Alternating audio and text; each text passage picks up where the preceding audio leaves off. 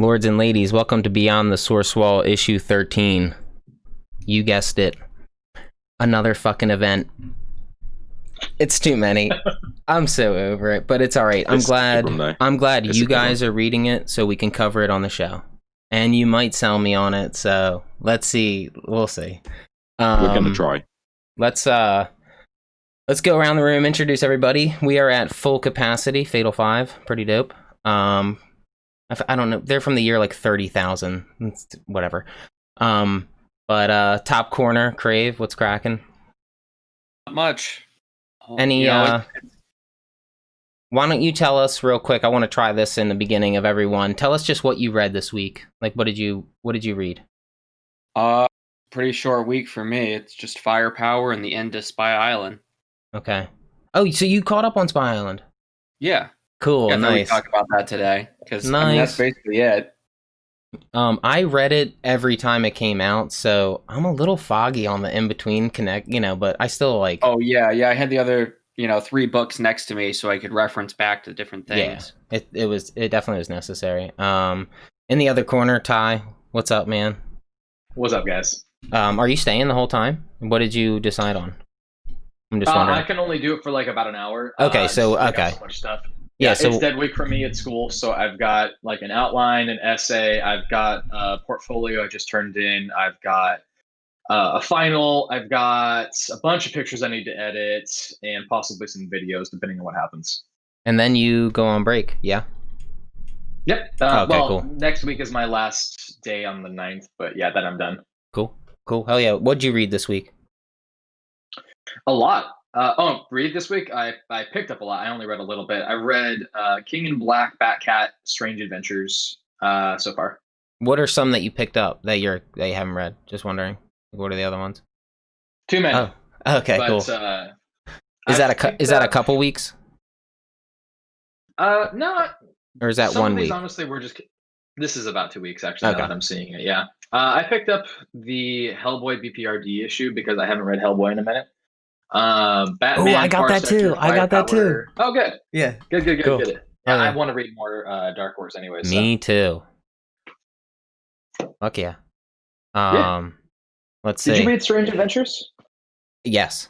Okay, cool. You're caught up. You've read it all up to the now? For Strange Adventures? Yeah. Yeah. Yeah, okay, cool. Just making sure. You didn't just hop on, you've been reading it. Yeah, because I was like hopping on would be ridiculous. I got so into it, I picked up a signed blank cover variant. I was dedicated from day one. Yeah, dude. You're a very big fan. That's dedication. Hell yeah. Hell yeah. In the bottom left, Shawnee, what's cracking? How is everyone doing? Yeah, I've had a pretty busy week. I've caught up on Thor by Donny Cates, caught up on Venom by Donny Cates in anticipation of King in Black. They let you out of your cage. Tell the people they let you out of your cage. You're allowed out now, despite all of his rage. Yes. Yeah. Lockdown has half ended in the UK. We're allowed into pubs and bars if we buy food. Oh no! I would like to buy one peanut, sir. Okay, I see. I'd probably do that. I know there's been a lot of backlash and confusion because the government have said you have to have a substantial meal, but they have refused to comment on what a substantial meal is classed as. Wait, what? I just feel like I bought a glass of hot dog water. Yeah, fired chips. Holy shit! Like freaking Prohibition era, there was a term. It was a something or other sandwich they would do in New York. Mm-hmm. So you would go in to drink, but you would have to order food. So the bar would literally make like one sandwich and put it in front of the patron while they had their drink to say, well, they got a sandwich with it, and then proceed to pass the sandwich around the entire bar for the entire day. Ooh, by the end of the night. I got a pizza and it was a pretty good pizza. Hell yeah. But yeah. How do you know though? How do you know? How do you know? It was like a prompt from like sex ed. This sandwich was put in front of every single man and passed around. Oh God. Would you eat that sandwich? I would not touch it. I wouldn't go near it. So, and then of course we have to introduce the last mate here in the bottom right tabs. What's cracking? Everything's cracking. Oh no. So much to read. Oh, I thought you meant your bones. Like, oh. My bones. Yeah. Dude, my My bones. bonitis. What did you read, Tabs? Black Widow came out. Batman, sick. Catwoman. I've been reading Champions Outlawed. There was Cheers. the Null Marvel Tales that came out to complement the King in Black, Atlantis Right. Attacks, the Union. So I was slurping up all the King in Black stuff. Yeah, that is Bro, crazy. what? That's a lot. My guy, you're reading the Union stuff? Listen, we fought them in World War II and won. You shouldn't Wait be a sec. supporting it. Can I be We're on the same side. Yeah, but secretly we were fighting other wars too, bro. All right, we were fighting all the wars. This is gonna go like the John Belushi speech in Animal House. Did we give up when the Germans bombed Pearl Harbor? But the Germans, no, let him go. He's on a roll. For the audio podcast, Crave has just he's stepped it up. He looks to be evolving the attire. Okay, and Sean himself has also put on a hoodie. God damn it. I can't tell. Tabs could just say he's wearing a hoodie right now and nobody would know but me. I put on my cloak and wizard hat. yeah. Plus 5 Dressed to to impress. intelligence. I found the sandwich thing. Fucking all right, let me just do some social media stuff first. For those of you folks first time listening, this is Beyond the Source Wall. We're just a comic podcast where we just talk all things comics, whatever stews in the week. But the social medias, you can hit us up on don't laugh at me. You can hit us up on Twitter at SW Comics. All the other ones, Reddit. What else we have, Shawnee? We got Reddit, Instagram, Spotify. All social media garbage. Yes, and please, if you're we audio, have everything. Yes, which is cool. We did it. Beyond the Source Wall. Look us up. Source Wall Comics for Reddit and all that stuff. I'll get better at the intros for the socials. I always feel weird shouting out stuff. I got to get it more like programmed into me. But read the description below. That's what I can tell you. We're there. DM us if you want to be a part of the show in any way. We're looking for people to talk comics and interact with. So if there is a comic that we're reading, that you're reading, that you have something to say about, hit us up and we'll try to make it work. Hell yeah. But since Ty has to go early today, we're gonna do. What are we doing, Shawnee? What do we say? We're going to do the news first, and then we're just going to go into the stuff? Yeah. All right, let's do the news. Yeah. The news. So this is actually going to be really easy for all of us because the majority of us have actually already started talking about all the top things so far in the chat. First thing we on the got table very excited this week. We should be because a lot of things have been happening. So apparently, for one thing, Oscar Isaac, who is a pretty well-known actor for his performances in Star Wars, Ex Machina. I love him. Least favorite thing I've ever seen him in was Sucker Punch, but that's just me. He is rumored to be. I didn't hear you. A Zack Snyder movie. Yeah, There's a knife that Sean constantly has at all times that is just Snyder, and then just. Anyways, Oscar Isaac has been rumored to be cast as Solid Snake for the Metal Gear Solid movie, which is going to be coming out through Sony. This is a pretty big deal because I had no idea, first off, that a Metal Gear Solid movie was being made. Wasn't there something like a month ago or 2 months ago where he was cast as Moon Knight, but it was incorrect? Or it was correct? Or it was incorrect? You are correct. That is correct. That was the rumor to be the case. So he was supposed to be Moon Knight, but apparently there was a mix-up. What they like to do is they like to hype the crowd and see if people actually respond really well to the casting decisions. And a lot of the times... Yeah, it's an agent's job or a producer's job to do that, to see what happens. The same thing actually happened for the Green Lantern Corps movie, where people were hyping up Armie Hammer, and he was kind of for it, but that's besides the point. Do you guys know anything about this movie at all? This is the first time actually hearing about this. The Metal Gear? Metal Gear. This is the first time. Yeah, no, this is the first time I'm hearing about it. I'm pretty excited. It's weird. It's cool. Okay, so here's the thing. Before I go into the rest of it, I don't know what to feel about it because Is Kojima directing it? That's what I'm saying. Oh, if he's not directing it, I don't really care. Well, he could just be a producer or a consultant. Yeah, but that's bullshit. I mean, no, he needs to be the director because, like, I just want to see him direct his. Dude, it's his. Oh, because when he leaves, all right. So right now, he has his own studio. He's about to put out fresh IPs, but Konami still owns Metal Gear. Yeah. Damn. But Konami could license it out to Kojima to make the movie if they wanted to, but that would be way too. Well, it's kind of petty. If I can just hop this for like a hot second, because there's also been rumors that Silent Hills is getting potentially rebooted, and also, there's more fresh rumors about that. A remake of Metal Gear Solid by Bluepoint, who just did the Demon's Souls. Oh yeah. So there's some rumblings in the background, like more or less like Wait a minute. Hold on. Since Kojima is with Sony, is Sony playing good guy matchmaker to try and smooth over things between Konami and Kojima? And then Sony, pulls out the money gun.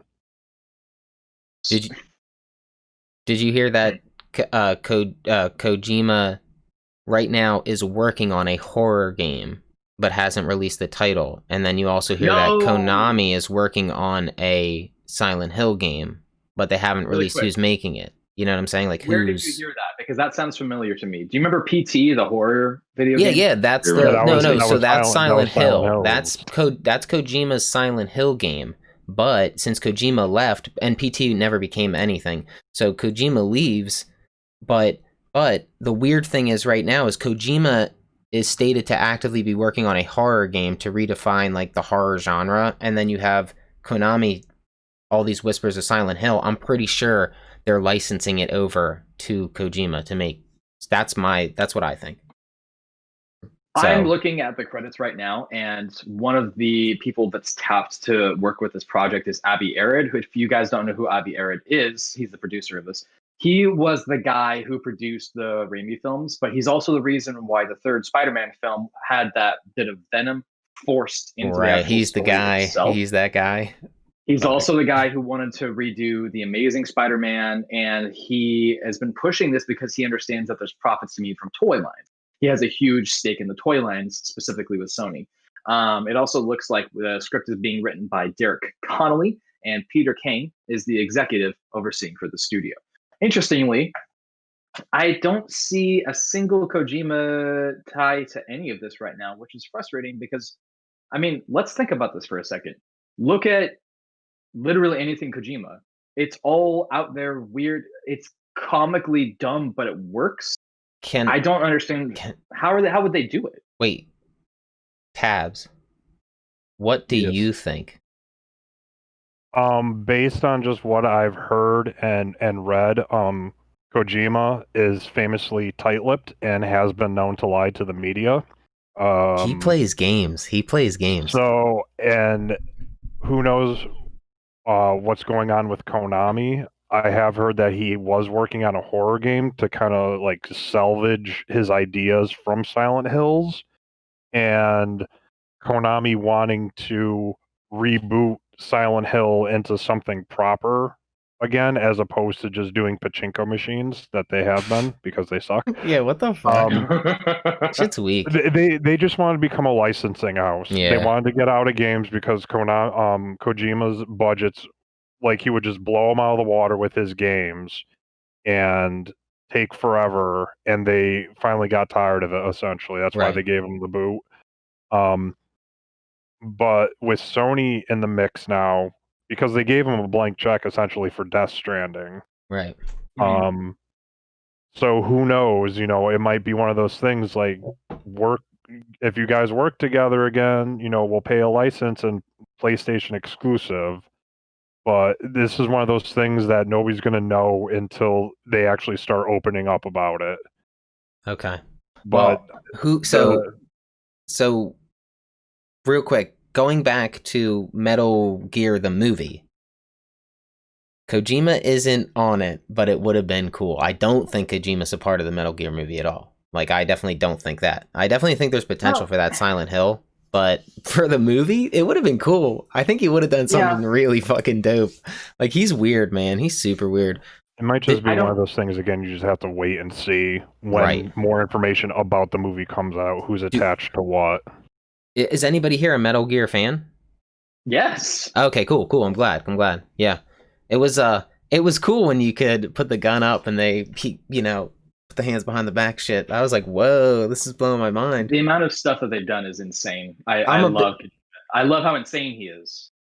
A lot of people are fans like the trilogy, the 1, 2, 3, but I do think 4 is like amazing. It was fucking awesome when I played it. What story do you think like would be the movie, like the basis? Probably like the first two. They can't do Shadow Moses, right? Like probably just generic spy movie. Yeah, what if it's garbage because it's not Kojima and it's just this is garbage trash? Okay, next topic. Oh, and Sony's making it. Fucking next topic. They don't know how to direct shit. Let's move. They're You're right. Moving on. Movie. Moving on. I'm actually going to be talking about a couple things for people who are watching to be keeping an eye out for. Something that was shared by Sean was from Donny Cates on Twitter saying, retailers, hey, I don't bullshit about this stuff, so please believe me when I tell you that issues 3 and especially issue 6 of Crossover are going to be big, like really big, crazy big. Order accordingly, they will sell out. Now, there's some speculation in the market about what's going on right now. For one thing, people are suspecting that it could be Sentry, Superman. A lot of people are hinting at that it could be Thor. We don't really know yet. I think that's not even the biggest, but that's not so we're so focused on the comic, but the balls on this guy, man. He's like, my shit's about to fucking sell. You better order. He went into Mouse's office. He just sold everybody on the desk. He just sold. He just probably sold 100,000 more copies just because of that statement for doing that. The balls, man. I think it could backfire on people, but I think it worked. I don't even care about the Superman thing. We'll find out. The story will tell. If but Superman shows up, that'll be fucking crazy. That would be cool. How insane would that be? Do you think that's really what it's getting at? Hope. Well, Hope Superman. Does it seem like it's too guarantee a sellout issue? Yeah, but does it not seem like he just told us everything then? I'm just wondering. Like, if it is Superman, does it not seem like almost too cliche? Yeah, this is the thing we're saying. Is like we're speculating so much, right? And that's the point. Is to drive conversation. I feel like a character from something has to show up, whether it's Superman or whether it's another character. So right now it's an Image comic book, and we're trying to decide who licensed out the character, Marvel or DC. That's what we're trying to figure out. I vote Marvel probably did it, not DC. This is actually really I would like Superman because I'm actually in the middle of learning about mass media law right now, and I actually explained a little bit of this to you guys before. So under fair use and copyright law. Under fair use and copyright law, it's actually there are some workarounds to what you can do by making the image altered a little bit, by only showing certain percentages of that characteristic. For example, an issue like 3 or 4 of Spawn, Spawn goes to hell, where there's a cage and all of these different superhero characters are reaching out. Right? You've got the Thing, you've got Spider-Man. I mean, he talks to Superman. Like, this was a big fuck you to Marvel and DC. But by changing the characteristics or only showing certain bits of it, you get around it. It's called fair use. For example, if I've got the webbed hand of Spider-Man, all I'm doing is putting that webbed hand. I see the panel with all the arms sticking out. Yep. There's Batman, Wonder Woman, Wolverine. Yeah. Shazam. It's a really easy workaround. With older characters, Todd's balls are just so big. That would make sense why Donnie came to Image and his balls grew. Oh my gosh, this is amazing. His balls dropped. Jesus. His balls grew 3 sizes that day. Oh my god, it's like we need a Christmas story now. Damn, a Donnie Cates Christmas story of how his balls dropped. Yeah, dude. So we can speculate for hours. We can speculate all day about what this is, but I'm really excited about it. The other comic that I wanted to talk about was, well, actually, there's 2. Who do you want it to be? Wait. Who do you want it to be? Who do you want to show up? Oh, I want it to be Superman. Absolutely. Yes. I want it to be Superman. After the tease at the end of issue 1, it's got to be. Otherwise, I know, but does that not You know seem? Does that not all seem now? Do we not? Shit, what was that movie? Is it just now? If it is Superman, are we disappointed? Because it's almost like, oh, it wasn't, or I don't know. I have no clue. That'll be lit. Yeah, Right. I like that Give me 1 attitude. sec. It will be lit. Fuck yeah! All right, then he said it. You heard it here, folks. It will be lit. You heard All it right, here first. get ready. That's fucking So, dope, then. What Well, now comic are my you guys all confidence reading right now? is just skyrocketed. Oh, I'm good. Ready Player One. After Ready Player One, that big fight scene at the climax of the movie, they got all those different properties together. I don't think you can rule out that they loan a character out for something. Mhm. Oh Special yeah, event. that's my question. Is who do you think would loan out the character? I would say Marvel. Donnie's working with Marvel. Todd worked with Marvel. You know what I mean? I think more in recent years. Todd's probably done more. Hasn't he done Didn't Todd do Black and White? Isn't that his thing? Didn't he do a? No. He didn't do a. Oh man, where am I getting that from then? What was the last? Has Todd ever done anything with DC? Where am I getting this Black and White shit with Todd doing the thing? I don't think he's done anything. He's not done anything major. Okay, I'm just wondering. Now, I think it's more likely to be Marvel, but I would like it to be Superman. But I also don't know if I want it to be Superman because I'm kind of like, I already know That it's tease Superman. at the end of first issue has to go somewhere. No, it definitely does. I'm just wondering. All right, that's cool. He's got big cojones, huevos. Like he went into Mickey Mouse's office, threw his balls on the desk, and was like, "Yo."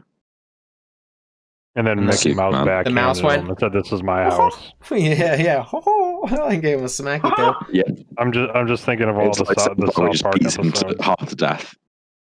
Yeah. Word. So what's next, Ty? What else? Well, there's a comic that you guys are all reading right now. Something is Killing the Children. Issue number 1 from Boom Studios. Boy. Yeah. By James Tynion IV.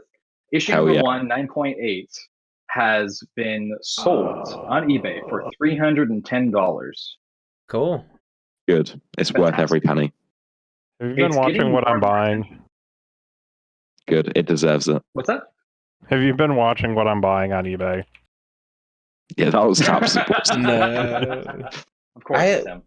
And now somebody's selling one for $350 or best offer. Can somebody tell me the grading? Is there just no such thing as a 10.0? Like there is. That does exist, but it's very rare. It's the ultimate rarity. Is anybody? So when I see the guy open up the boxes at the comic shop, it's just comics in a box. I'm kind of like, fuck. So what? What are those comics immediately out of the box? What grade are they? They're usually 9.8s because if you look at it's usually like the spine corners, you'll notice like they have like a little tiny like tick on them. Yeah. To my understanding, a lot of because there's 9.8, there's actually 9.9s which are super rare, and then the 10s. And to my understanding, one, you have to be super lucky to get one from the store, but it's more likely if you got it like direct from the printer somehow, yourself, just because any kind of damage can happen from printing to loading it from the printers. Yeah, to going in the box to ship without any bags or boards. You're like, holy shit. Then shipping to Diamond, and then Diamond to the stores, and then handling, and then obviously putting it on the shelf. Distribution is a fucking joke. That's all I'm saying. Distribution is a joke. Diamond should be eradicated. These people should not. About distribution. What is it? When they put barcodes on the front. Wait. I missed the first part, so start it again. What did you say? The worst part about distribution is when they put barcodes on the front. No, that's in the manufacturing. I'm saying why? Yeah, true. So that fuck this. These companies, they ship it to them to ship it out, but just invest in your own infrastructure and do it yourself. DC's trying to do. It's backfiring. That's America's problem. We don't invest in ourselves. We don't fucking care. Fucking beat. Damn. But here's the other funny thing too, like with these gradings, and I brought this up with somebody, like if you were to like insure your collection somehow, you could argue blue in the face about, well, this sold for this and everything, unless it's something like super rare. They're gonna go to the Overstreet more than likely, because that's a printed source that keeps track of generated value. So like when you see their highest is 9.2 in Overstreet, so it's 9.2 and above. Like my NYX3 is 9.2 and above is like valued at 425, but the market shifts based on, demand. So you can get above that, you can get below that. But if anything were to like happen to it and you were looking for some kind of reimbursement, you can argue, oh well, this is like selling for X amount, and they'll pull out the book and be like, no, it's only really worth this because that's what it's actually printed as. So it's kind of like a fictitious value in a way, Right. driven by the live markets. It's almost like Wall Street for comics. Yeah, It is. That's essentially it is. Yeah. Like you look at 9.6s and 9.8s on some issues, and there's like hundreds or thousands of dollars difference. Yeah, that's crazy. And yeah, the market is just so silly. You have to buy a copy of this price guide, or is it online somewhere? Oh, you can go into the stores and buy them. They usually have it. It's called Overstreet. Yeah. Okay. You only have to pick one up like every couple of years. A Back to the Future where we get this one from like the future, go back in time, we find out what's hot, we collect them, we sell them. Or Almanac. Doc gets shot, but he doesn't get shot because we fixed it all in the timeline, and then he becomes happy in the Wild West. I mean, it's perfect. It's written itself. See, there we go. This time I've got an issue 1. Wait. Oh, you want to brag a little, do you, boy? I do. I've got an issue 1 of Something is Killing Children. First Damn printing, you. first issue. Yeah, Before I'm it became definitely. big. I'm I salty. was there at the too. beginning. I love the title like immediately. I remember seeing it but at the time I wasn't picking up the skinnies. So, but the title, I always like that shit. I was like, damn, what does that mean? Something's killing the children. Does it mean? Maybe it means something is killing children. I know. It was when I read the description, that's what it said. Pretty much. It's a very ambiguous title. It really did delve. And then that's when I kind of was like, I don't know. I like stories with like. That's why I like. I don't know how to put it. I like kid comics. I like, that's why I got the Super Sons and stuff. Cartoony stuff. Yeah, and then even I know this isn't like cartoony. It's pretty dark, but it's got kids in it, right, Sean? Like. Yes, and most For the of them die. children. So like that's cool. God. It's just like Wu-Tang Clan. Damn. Then that sells it itself.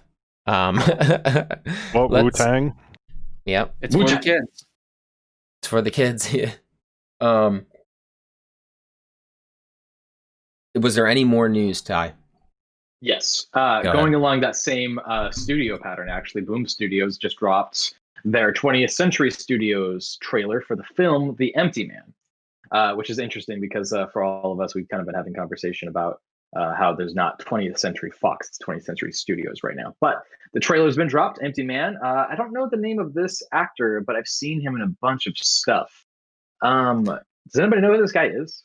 He was the main kind of second in command in Iron Man 3 for the Extremis program. Yeah, you're right. That's what it was. You just gotta picture him without any hair. James Badge Dale. That's what it is. Okay, Yeah, cool. I recognize him. Yeah, he was one of the bad guys in Iron Man 3. Yeah, and he did a really good job on that one, actually. This is going to be the story based off of the Cullen Bunn comic of the same, with Vanessa R. Del Rey on art. It's interesting because I actually haven't heard any hype around this, but I'm interested to see how this is going to go, especially because this is going to be another one of those comic book movies that doesn't get to get as much attention because it's not superhero based, but still something It's I would already really like to go on. So it was released back in October. This is gonna for flop. the DVD and video on demand. It's going straight to. And Well, it's I not didn't. straight to VOD. I'm sorry. It Is was this a released in feature theaters film, back in October. full length feature film? I didn't see the trailer. It was dropping. Folks at home, I don't watch released trailers. in Mexico in October 22nd this year. Okay, I just saw the release date for in theaters, but this is, straight to. I guess not straight to, but it's VOD and DVD. When is this happening? Sorry, tell me the day again. January. Okay. Well, this says that its initial release was in October in Mexico this year, but apparently, according to Craven, that's it was filmed in August 2017. Yeah, it's sat for a while. Weird. Oh wow, it got really bad. It's already got some reviews. Oh yeah, I forgot yeah, there was a I'm pandemic. seeing it. Pandemic. That is unfortunate. Well, that was like you heard it here first. like Cabin in the Woods. Cabin in the Woods was in the can for like 2 Yeah, or that's out 3 for a while. years, if not 4. Complete. What are you saying? Finished product? It was in the can, done, ready for release, and it didn't get released until Thor came out. And then everybody's like, "Oh, Oh, no, that was a hype. That was they were. That was total marketing. Good marketing. I feel like they probably pushed.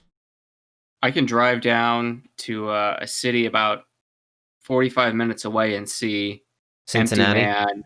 Yeah, drive down to Cincinnati and see Empty Man on Friday. Next Friday.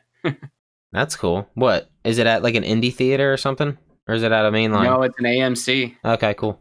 Damn, I'm sorry. Can somebody tell me? Did it look good? Is it 90? Do we know the run time? Anything like that? 137 minutes. Oh, 7. It's a long movie. That's good. That's good. That's a full film. I would say. Once you cross the 2 hours. Not screened in advance for critics. And what's it about? Are we getting like? Is this kind of like superhero superpowers, or is this a horror film? Like some kind of thriller? Horror story. Definitely a horror movie. I just felt like. I did post a trailer in the chat. No, I don't. I'm not watching. So you're not watching it. It's not my problem. But you could just convey it to me. The Empty Man, probably the bastard cousin twice removed from the Bye Bye Man or Slender Man. Oh shit, that's what I was getting the vibes of. So, do we know? Is this? In one word, the trailer is generic. It looks okay. Yeah, it didn't look too bad, but a little generic, I think. I mean, it's one of those things, especially if you're a horror movie fan. Okay, you already know you're getting like kind of. It's Yeah, horror. Yeah, you're getting. Yeah, and yeah, like when it's a mixed bag, it's like movie. yeah, it could go either way. right. Unless it's like really bad, you're like, I'm just gonna go see. Like when Freddy vs. Jason came out. Right. Okay. I can looked get at my vibes. buddy and I'm like, dude, we are going to this. He's like, oh, it's gonna be terrible. I'm like, it's gonna be amazingly terrible, but I'm gonna love every second. I of can it. get behind that. That was a fun movie. This although guy that made it is not a big name. He does a lot of like B movies. Yeah, that's what we were getting at pretty much. AAA B movies are the best. Yeah, that's what they are. AAA B movies. They're the best of the Bs, baby. Sometimes they're better than like A movies, like single A, double A. Sometimes. He doesn't even have a Wikipedia page. He just has Jesus IMDb. Christ. That's hilarious. Funny to point that out. Well, we're giving you fucking props right now, buddy. Hook it up.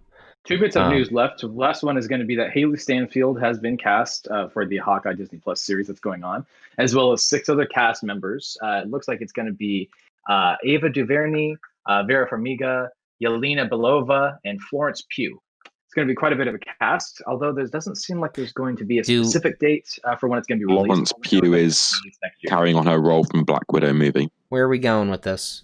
What do we think? Are we gonna dig it? Is Hawkeye gonna exit in a good way, or is it gonna be kind of like an SJW send off thing? Is he gonna be Old Man Hawkeye? Well, if it's Old Man Hawkeye, I'm down. But my thing right now is they haven't really showed us anything to know that though, right, Crave? Like he hasn't really been. I'm just shitting, bullshitting. You know what I'm saying? Chop his arm off so he can get some cool No, but you know how he like loses his what's he losing in Old Man Hawkeye? Is it his sight or his hearing? He's losing his hearing or something. In the comic universe, he's already lost. Like his hearing is very bad. Yeah. He wears hearing aids. So I'm saying like I'm down for Old Man Hawkeye style. I'm just like, what's the conflicting thing? Is it just family? He's just got to get out. He's got to leave. What? I wonder what's it going to be. The whole whatever movie seemed to be about handing off to the next generation. Yeah, that's what it seems to be for the Black Widow movie. I don't want it to feel that way though. You know what I'm saying? Like I don't. What you just said there is exact. I'm down for handing it off and passing a torch. I don't want to move. I don't want to be like. That's what they've been doing with Spider-Man this past couple of years. But hear me out. I don't want to know that and feel that in the movie that this is a passing the torch movie. Like for me, Spider-Man fucking dies. Miles becomes Spider-Man. Like they didn't just, they killed the Spider-Man. That was dope. Right. That's dope. So I'm hoping in this Hawkeye, it's not just like a, let's pass that torch, buddies. I hope it's I'm like, sure they can do it better than we can. I'm just wondering. I don't, Hawkeye's one of my faves in the MCU right now, and I don't really see what's going to happen. Like, I didn't know if anybody had any insight, if any direction for this character. I don't have anything. I did, however, call the endgame scene. I'm sorry, I just like to point that out. I did say that Hawkeye would, the first scene would be him fading, or his family fading away. I said it would be at the dinner table, and that he would leave to go to take the dishes in, and when he came back, they would all be gone. But it wasn't. And when we went there, I was, we were blown away when it started, because it started at him, and I was just like, fuck. Me and my wife were like, Jesus Christ, it's happening. And I called it, and I was just like, fuck, that was awesome. It was a great open. And then it went into Mr. Fantasy. You know that song by, fuck, that would be bad if I can't give them their name. Come on, it's some kind of like, fuck, I forget their name. But Mr. Fantasy, great song. That was a cool intro for Endgame. One of the best. But that's cool. So we're getting Kate Bishop then, pretty much. Yes. The last bit of news is that DC Comics Naomi television series from Ava DuVernay, who's famous for helping produce and make the 13th on Netflix, as well as Jill Blankenship, is going to be doubling down on the DC Comics IP for the latest television project, which is going to be the story of Naomi from Bendis and David Walker. Bendis. I'm sorry. Is this the thing that's on the CW now tabs that you just put in like earlier? That's the same story, I believe. Okay. On CW as well. That's going to be even worse. That's my fear. I was hoping HBO, like HBO Max, kind of seems like we'll have the HBO quality to it, a certain flair to it. But then you go in the CW. I'm not opposed to the CW. I'm not going to hate on it, but it is like it has a different approach. Clearly. When you're literally partnered with HBO, like your parent company owns HBO, why would it go on CW? Because, I think what Tabs was talking about, I think it's audience. He's lighter tones. I don't know, just all that kind of bullshit. Kind of seems that way. Yeah, I don't know. You would think that they would slowly kind of absorb it, but who knows? It might be something like Disney does. Like they have the Disney Channel, Disney Plus, and Disney XD. And I was just reading earlier in the week, some friends posted up, Disney's canceling the new DuckTales because they moved it to XD, and whenever they seem to like have a popular show, they're like, oh, we'll move it to XD. Why is nobody watching it? Because nobody watches Disney XD like the other ones, and so it dies. Right. Damn, DuckTales. Did you guys watch The Last Ship? That was on like NBC or something. No. Big propaganda for like the Navy. You're the last ship in a world that's been ravaged by a virus. So, oh my god, that's fucking. I did hear that's crazy. about that. That was in a couple years, right? At this point? It had a lot of big actors on it, and anyway, so you mentioned Jill Blankenship, and she was a writer producer for the show, and that had that's got tons of action in it. She's a writer producer for Arrow, tons of action in that, so I'm sure that this new show will have tons of action as well. Last bit of news, I just wanted to re-mention, or I don't know if we ever said this on the podcast or this happened during the week, but we were talking about how HBO announced that a lot of their shit, pretty much like everything, is going straight to their platform as well. I was just wondering for you guys, does this affect, are you, like for me, there's a bunch of movies that I'm glad this is happening for. But for Dune, I always wanted to see Dune, and I don't see anything. You have a choice. You'll have a choice. Yeah. But my question is, are any of you the type of people, because it's now you're given the choice and the choice can be stay home, will you just stay home? Or, because you can see Dune? For some of them. Well, I was just wondering, because like Dune is one that I really want to see like on a giant screen. Yeah, I'm really happy about that up, actually. If Tenet had been released on video versus theater, I probably still would have gone to see Tenet in theater. Good, there you go. That's certain ones that make more sense. Yeah, that's the point. Like, there's just some that are just too they're supposed to be like beautiful, like land. Big blockbuster movies need to be seen in a theater. Yeah, Yeah. I mean, I like the choice for Yes. sure, because like when what was it? Guns Akimbo with Daniel Radcliffe came Yeah, out. watch that. That was a simultaneous release, and I went home. I'm like, I'm gonna watch Guns Akimbo, and I'm gonna watch it in the silence of my home with nobody there Yeah. to bother me, and it was ridiculous fun. Highly recommend Guns Akimbo if you've never seen it. Yeah, you did. That's on my list. I have it on my saved. That one does look good. Stupid funny. Who plays Nyx in that? That's a big name actress too. Or Samara Weaving. what I'm, else has she been in? God, that's killing me now. She's I'm in The grateful- Babysitter on Netflix. She's Hugo Weaving's That's daughter. right. Yeah. Oh, did you say The Babysitter? Yeah. Yeah. Yeah, I have not seen that yet too, but it's on my list. Oh, so good. The that- first The, one's It's better than the entertaining. second one. The one with the bride that's being hunted by the family came out like a year ago. Oh, that's right. She's in Bill and Ted as well. Face the Music. I'm going through her IMDb. Mayhem Monster Trucks. I have no idea what that is. Oh, she was in Ash vs. Evil Dead. She played Heather. Okay. I have to see that now because I don't remember Heather. This definitely helps because I don't think I was gonna see Wonder Woman in theater. So like now I'm gonna watch it like the day it comes Definitely out. makes it easier. For those who Yeah. don't know, what's been happening has been HBO is going to be releasing everything all at once for both theater and as well Cover on. that first. What's that? We should have covered this first. A little bit, but We started here we talking are. about it before going That's into what we're what it talking actually about. is. Just in case we need.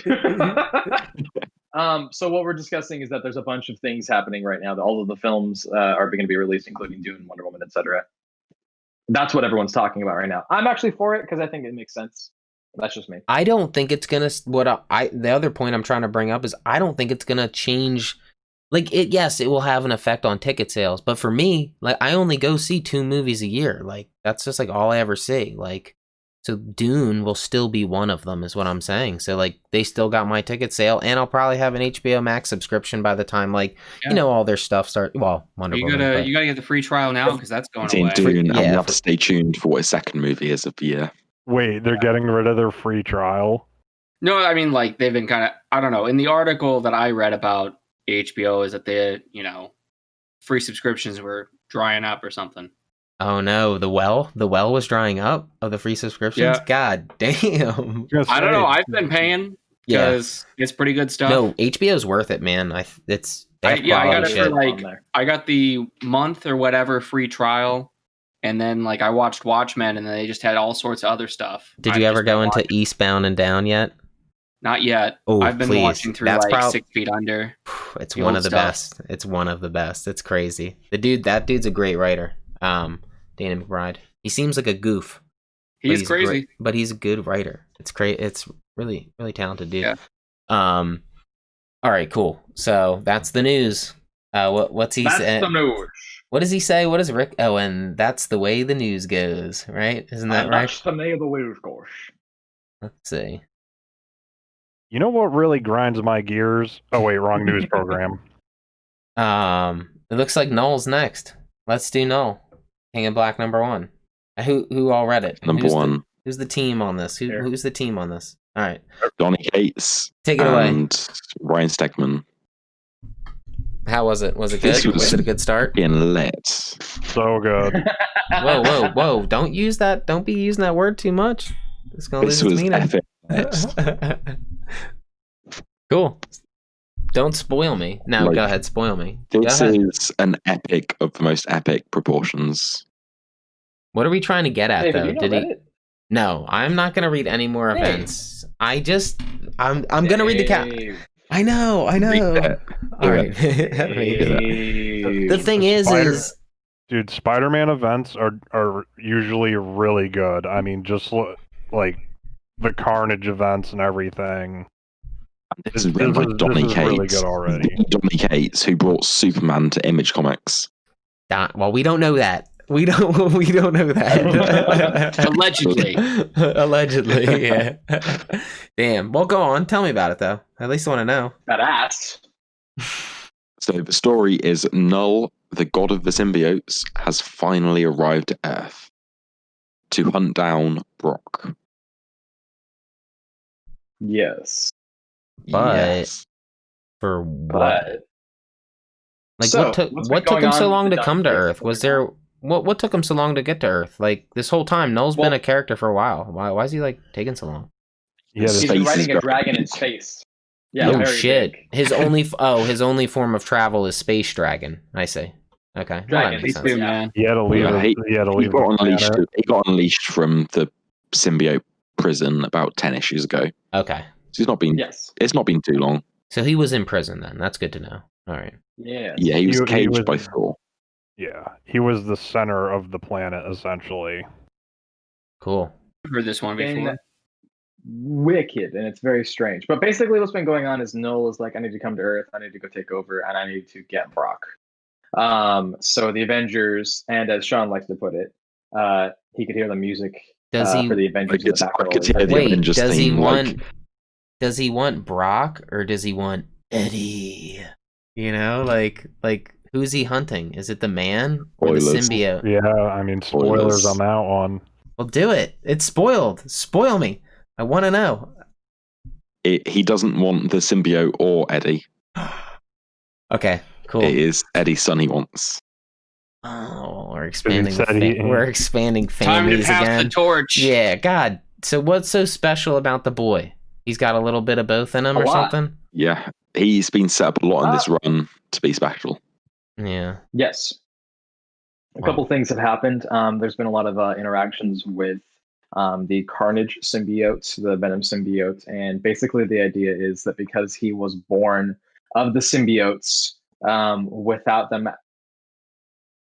Okay, I'm trying to figure out how much time I actually want to spend talking about this. Yeah, the birthing Quick process. backstory.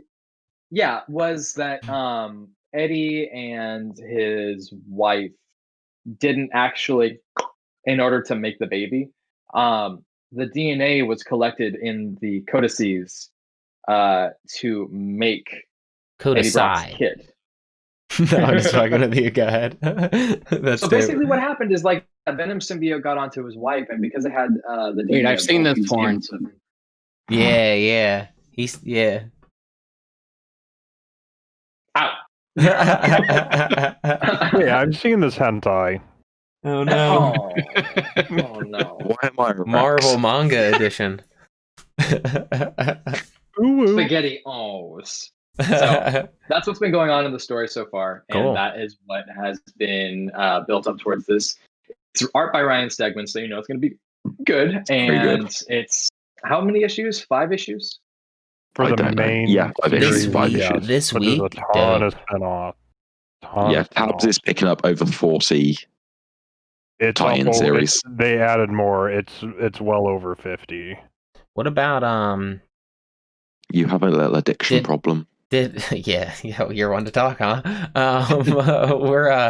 Did my boy Captain America make an appearance? He was in Of this, course. yeah.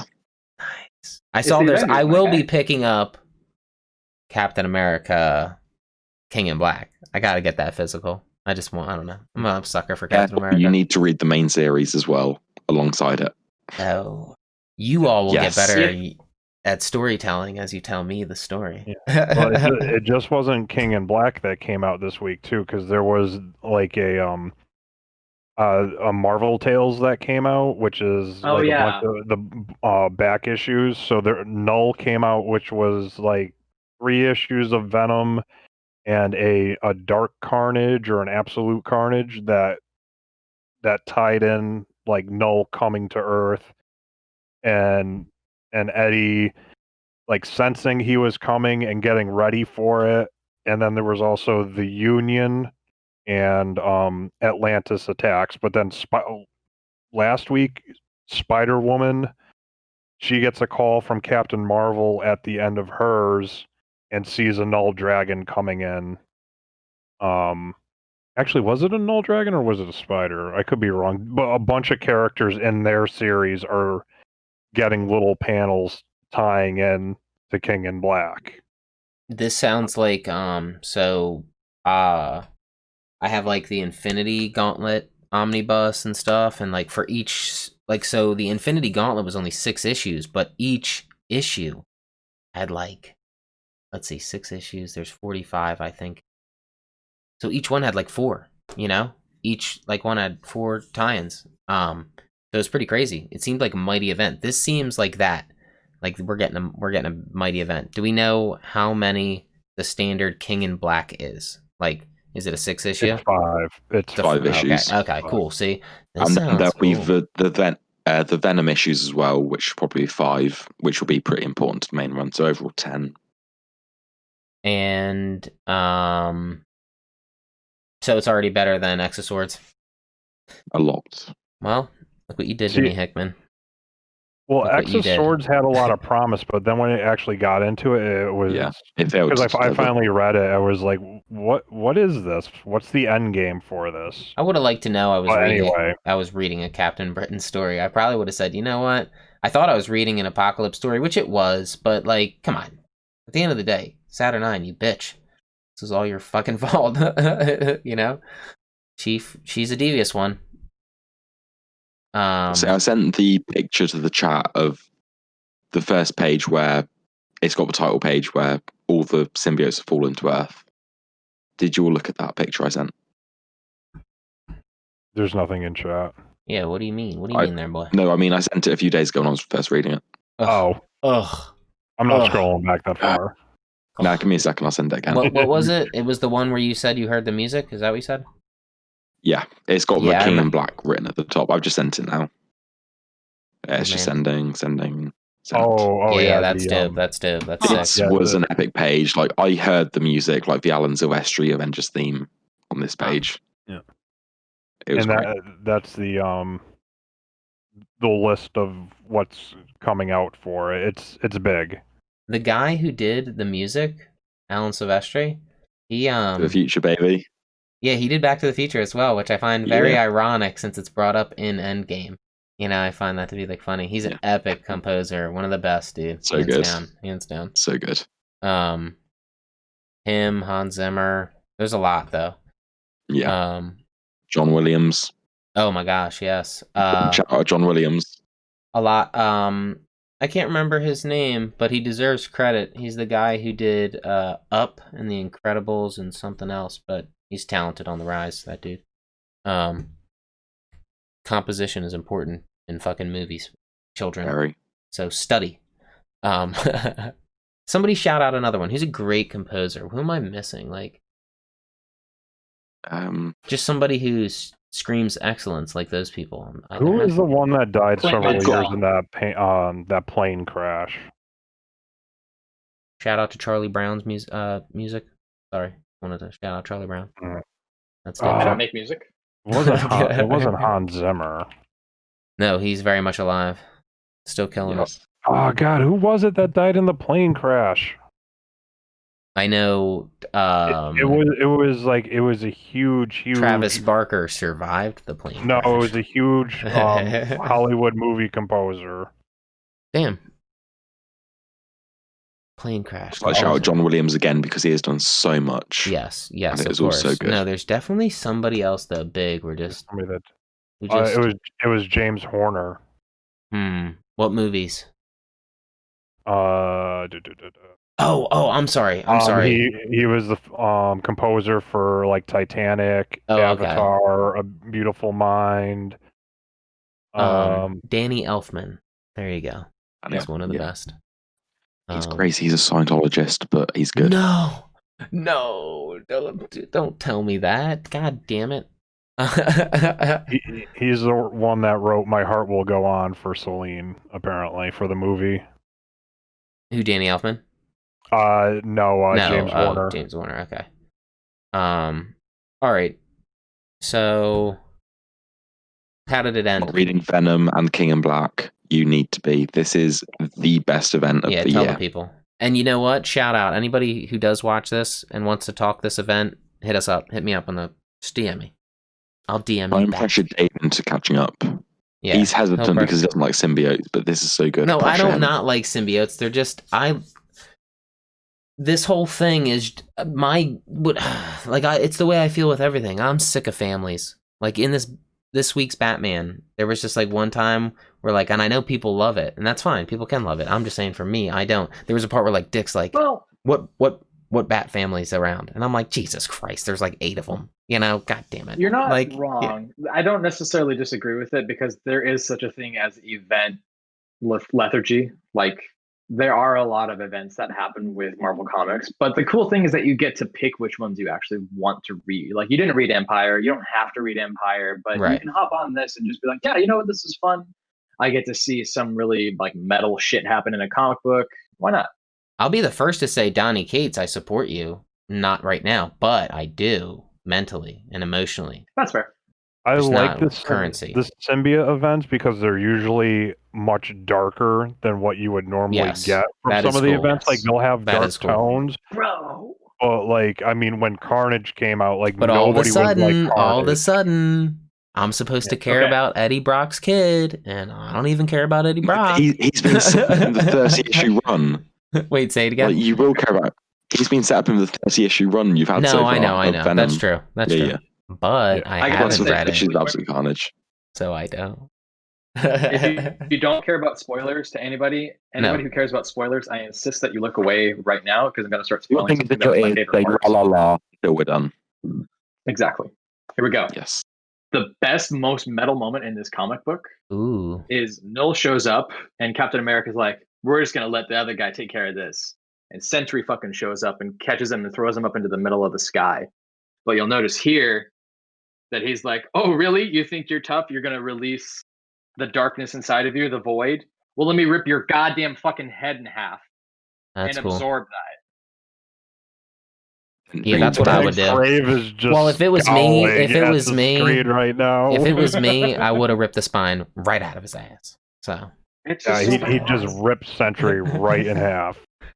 Sentry is fucked up.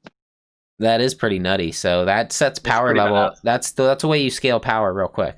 You know, that's Yeah, a dope it way is. to do it. Yeah. No, Donnie's one of the dopest, man, and I'll probably pick this up in omnibus form. But That's fair. Absolute uh, Carnage was fucking sick, so I'm excited about Digital this. trades, Dave. Digital trades as soon as possible before issue 2 comes out. so we'll see. I know I have a no, light. Go ahead, This Tabs.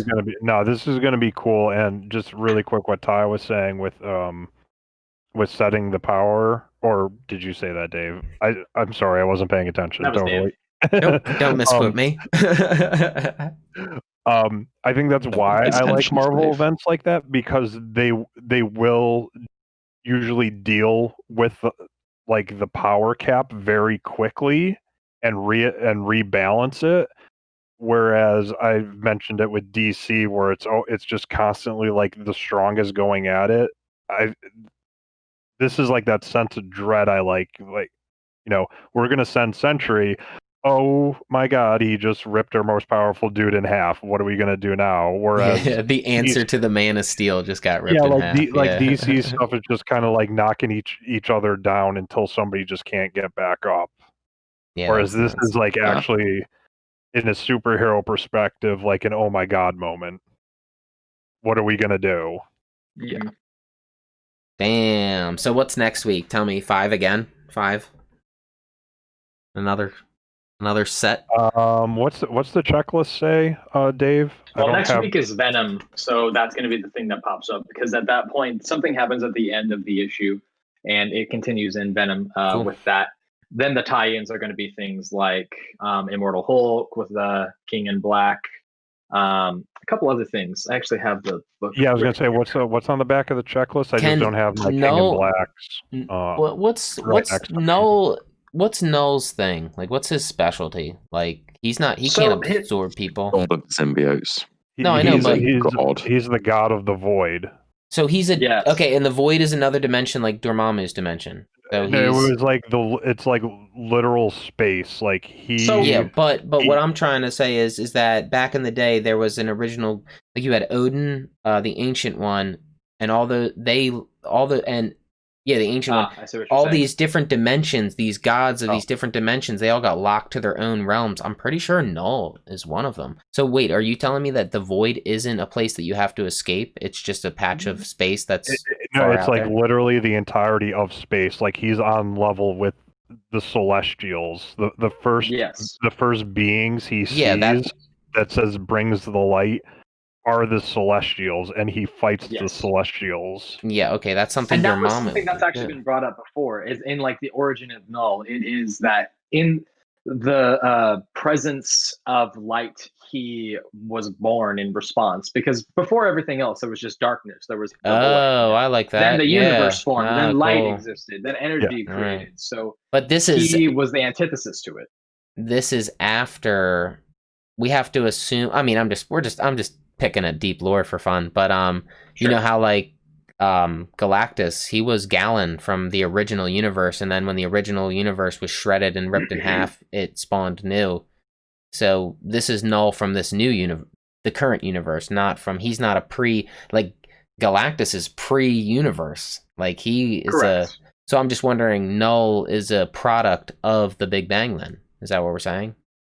When basically, I mean that's kind of the simple answer, but cool. It kind of seemed like the way he was telling his own backstory, like he always existed, right? But he wasn't his presence wasn't known until the Celestials brought the light to him. Mm-hmm. Crave.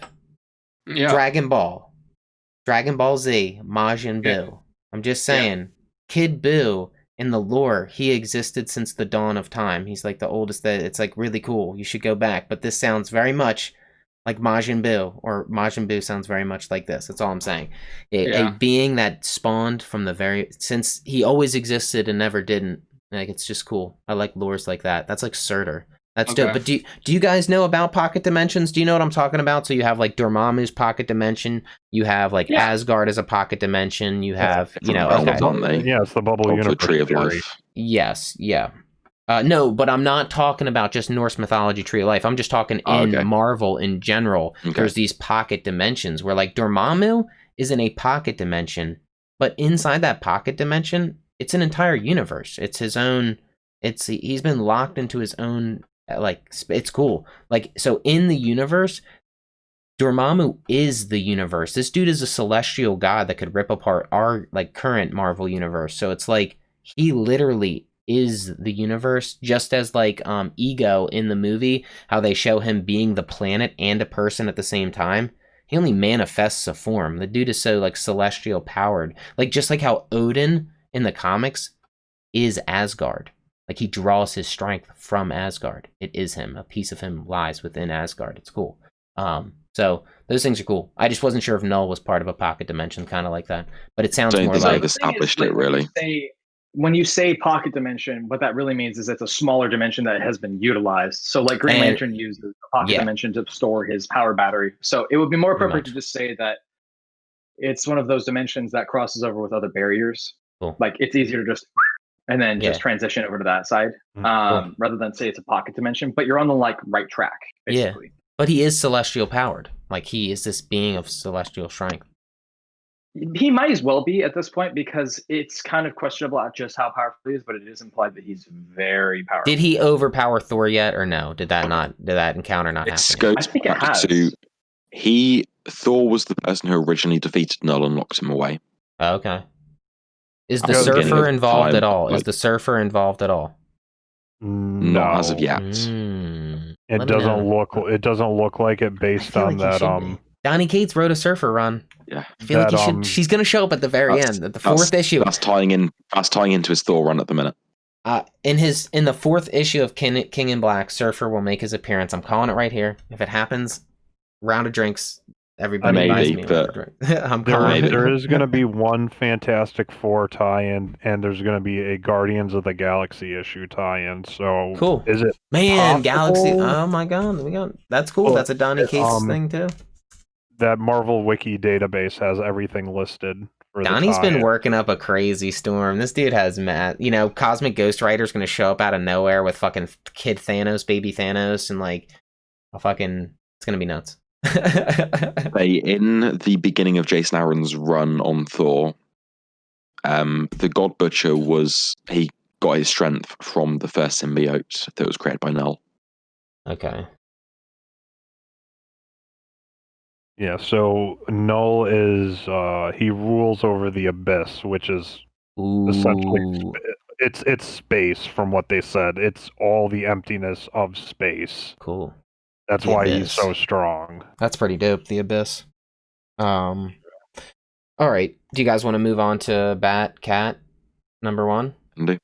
Did we all read that? Did we? Go for it. Let's do it. You're Unfortunately, yes. Batcat. So what's up? Why does everybody think it was so sexy? I don't think it was that. Well, first introduce it. It wasn't Say- that bad. It really wasn't. It wasn't that bad. It really wasn't. Like, of all the There things was to complain one about. scene where they were like grappling through the air, and then It's they like started one making scene out. though. Now if we're talking, falling. if it went page after page after page, I would say like yeah. Yeah. But it was just one scene. I I'm think it's fine. curious. They're actually grappling across the building, and then like they're making out mid-air. But it's supposed to be And- almost like a, what do you call that? It's supposed to be it's almost like for dramatic effect. You know what I mean? This is supposed to, we're showcasing, listen, these two psychopaths go out at night and do this shit. They're weird as fuck. We have to accept that they're kind of fucking weird. They're gonna have these weird, I like this dramatized, like, it was interesting. But for everybody, I think there were articles talking about how this was a little too By much. Tom King, art by Clayman. Do we really think it was too much? I just don't think this one was too much. I think it was No, just no, it was not good. at all. Yeah, I think it's fine. It I passes the think test. it's I also want to say I really don't fucking know what's going on in the story. I don't know if I'm supposed to, but Well, there's like- like 3 stories converging. yes, that's on what I'm this. saying. So Yes. it's just I don't know followed if it I'm easy enough. What? Say it again, Sean. I followed it easy enough, but that's Yeah. because I read Tom King's Batman run, so I saw. Okay, so you're I know aware where of we are. like you know why we have an old bat. You know why we have Yeah. we know. Okay, like I understand that the old man. I get all the individual pieces. I'm just wondering, like, how are we? You know, where are we going? Because it is like 3 different stories. I don't know where it's going, but like Right. I understand that like we've got them in their prime, them together, and then we've got old Selena.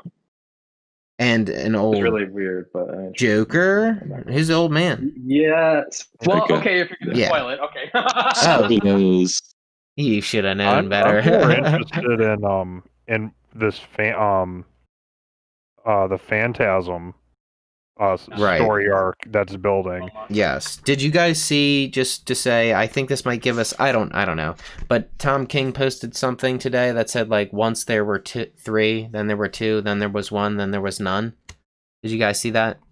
He No. posted something today about, and I was assuming he was talking about the 3 Jokers for some reason.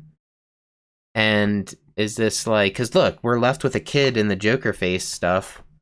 You know, he posted that today, and I was kind of like, oh, are you still on this fucking, are people still on this 3 Joker thing? Like, or whatever, or, you know, I don't know. So it said 3, 2, 1, and then there was none. Yeah, 3, 2. Batcat issue 2. Right. That would be interesting. If So it was tied into what that. do you make of that propagandic poster there, Shawnee? I do not know. Okay. This is dealing with the Joker being dead. It looks like. I think the This art is still Black Label. right. Yeah. Yeah, it's Black Label. Yeah, the question is like, where are we crossing the lines here? You know. Did I'm we definitely like? gonna keep reading this though. That's for Oh sure. god, Me too. yeah. I just gotta say, really like quick, the- gotta get this out of the way. I like the This cover. is the best design I've ever seen for these characters. Yeah. I love this I think- character design for the suits. I think they Oh, look yeah, great. it's really And like, good. look at that bad boy, like that. I don't know. You telling me that's great. Look at all this. Oh, Don't it's gorgeous. ignore her. Look at him. I will say this took the worst. It's I great. will just say this took the worst writing from Tom King's run and put it into one book. So what are you saying? You don't Okay. you don't like the style itself? You're saying like his writing in the book, like the way I the did not dialogue is enjoy flowing. this. What? It's the weakest, not the weakest, but one of the weakest Tom King things I read. Well, I'm interested because we got. I found it enjoyable and interesting, and at the end of the day, that's all that keeps me reading. You're wrong. I did And- like. No. You're wrong. Can I I just did. say the one ahead. thing that annoyed the shit out of me on this, just really quick towards the back when old Selena is hugging the old man and you're Right. not quite sure who it is, and then it goes into the freaking ads. Oh, So you yeah, gotta yeah, put 2 yeah. extra pages to just get to that Yeah, you know, I that- thought like I that awesome splash page. It's just like, okay, what's going on? If This was Future blast- State. I What don't did care this- about Future State right now. I don't know what the hell's going on. They could have charged me $6.99 if that's what it took to just get all that shit out of my comic book. Like, you know what I mean? They could have just moved that more towards the back. But as opposed label to- isn't supposed to have ads, so it was a bit of a weird choice. Yeah, like even Rorschach is having ads, I've noticed. You know what I mean? It's kind of Well, lame. They backpedaled. Yes, Mm. but lame. the advertisements that they're doing are for other DC things. No, I understand that, and that's fine. Yes, but but they still No, should it's just keep the, it it's the prestige. placement of Yeah. that particular one because it's supposed to be a dramatic. yeah, turn why of do the they? Well, page, And then think it's of, like Future State. What the fuck? they're still oh, on that okay, there cable it is. television shit. You know what I mean? Where it's like, and then you And cut to we'll a be commercial. right- yeah, we'll and be then right. We'll be yeah. right back. Yeah, you're like, And then oh you my go God. and you're like, oh, I have time to go to the bathroom, but they only show like 2 15-second commercials, and you're like, I missed it. I kind of like the noir. This is very noir. Noir romance. Even the Joker's appearance in this mobster gangster noir approach, like when he was younger, it's cool. I think it's like a nice touch. Like, look at this panel. He looks like a fucking detective. It's funny, you know. I think it's like I never seen him like that, you know. I think my biggest problem is the future story where we've got her visiting this random old man, and he turns out to be Joker, and it's kind of awkward and forced. I think it's Well, interesting because it's like, Well, how I did think we we. get to Well, this wait, wait a point? sec. It's not. We don't know if it's forced yet because it seems like they have their own pact going on in this issue, like the as Maybe. younger. Is that I it trust Tom is- King. I'm gonna. I don't know. I really like. Sorry. Sorry, let's say Leveling again. out. Go ahead, Di. Everyone's sort of talking at once, so it's hard to focus Okay. on. We just have I'm Passion. Don't speak at the same time. God damn it. So I guess what I'm just saying is that just per Tom King, it doesn't necessarily mean that that is confirmed Joker. I'm just saying, It's just for all we like know, it could be we. with Joker virus, somebody who has history. We don't know. Is a pretty big indication. Absolutely. Implied, But we don't know. yeah. What's going on with this? What And is it's- it? No, and- I trust Tom King, so I'm gonna keep reading. But this is out of Strange Adventures, Rorschach, and this is the one I'm least excited for. Now I've read issue 1. I really think it was printed very nicely, though. This is a good. It was. very good you paper. smelled it? Like Well, can I just say did. also with the printing? It smells great. I love the back, and I especially love the inside Oh, cover. yes. Like it's some macabre. Are you talking Silent Night? This like yeah, gothic. yeah, Yeah. and it's a very like macabre. Yeah. Like Victorian. those Christmas, like the Christmas things where you open the window or the door, and there's like a piece of candy or something inside. You put out for Yes. the holidays. Yes. The So it's like you're fucking gonna Advent calendar. Yeah, you're gonna Yeah. get something each time, every time you open a door. Silent Night. And, Yeah, that and was this cool. one was so apparently the door was digging up the coffin and the phantasm costumes there. So One thing I would like to point out is Tom King said Phantasm being involved in his comic was Clayman's idea. And I am all So for it. I would be intrigued to know what Tom King's original idea for it was before Clayman what if said he he wanted to didn't? draw What if he Phantasm. what if he didn't mean that? What if he means that? Like, there's plenty of like times where you could say like, oh yeah, that was his idea. Well, what did you think before that? Oh, I didn't even have a fucking idea yet. Like, you know what I mean? I didn't even, you know what I'm saying? He introduced That's it. what I'm wondering. What was his Yeah. idea before this? Because he said that he spoke to Clay about what he wanted to do with the book, and Clay And was like, then he had. "Oh, okay, I want so- to bring Phantasm in," and he I said gotcha. Phantasm was purely Clay's idea. But that doesn't directly indicate that like Tom's other story was complete at all. Maybe we don't know if that is an additional item No, or we don't yeah, know it would have that. been. Yeah, He would Or have if it incorporated it in, but yeah, did I'm it? intrigued. Yeah, no, I get what you mean. But yeah, it was out of his current books with Strange Adventures and Rorschach, this is the one I enjoyed the least. I'm going to keep reading, but I don't know where it's going to go. I'm gonna keep reading too. I did like the art a lot too. That was cool. It's very Really pretty. nice. Yeah, yeah, it's really pretty. Aesthetic, baby. Aesthetic. Yeah, drawn nicely. Nice paper. That's cool. No barcode. It's like death metal is printed on such nice paper, and then they do that, and I'm like, damn, dude, you guys could have had like, maybe they should have just made it black label, just so he could have maybe just, I don't know, given us like I don't fucking know. I don't even know what death metal. Really quick opinion. I like where you're going with that. This is just me. I think that every Black Label book should be ad-free entirely. Yes, Yes. I agree. And I'll pay $1 or $2 more. I don't care. But we're not- already paying the $1 or $2 more. Wait, say it again. Yeah, that's a good point. We're already paying the $1 or $2 No, I'm more aware for of that. I'm and saying, it's still- I'm aware of that. I'm saying, but you know what? I'm even saying if that's what it fucking takes for you guys to shut your pie hole and just do it, then fine. I'm fine with it. Screw you. Yeah, I don't want your and ads. it's going to be $2 to $4 more for an ad-free book, as opposed to $1 or Yeah, $2. they would go to the extreme on that. Yeah, but I'm just saying, if it was $6.99, I would have bought it with ad free and been happy. You know, I would have still bought it and said, you know what? At least you got your crap ads out of here, you garbage. Originally, at the beginning of Black Label, it was promoted as an ad-free no, prestige book. If we were going to fight the power, if this is is about principle, then of course I agree with you. Yeah, but if it's not about principle and I just want my book, I would pay $2 more.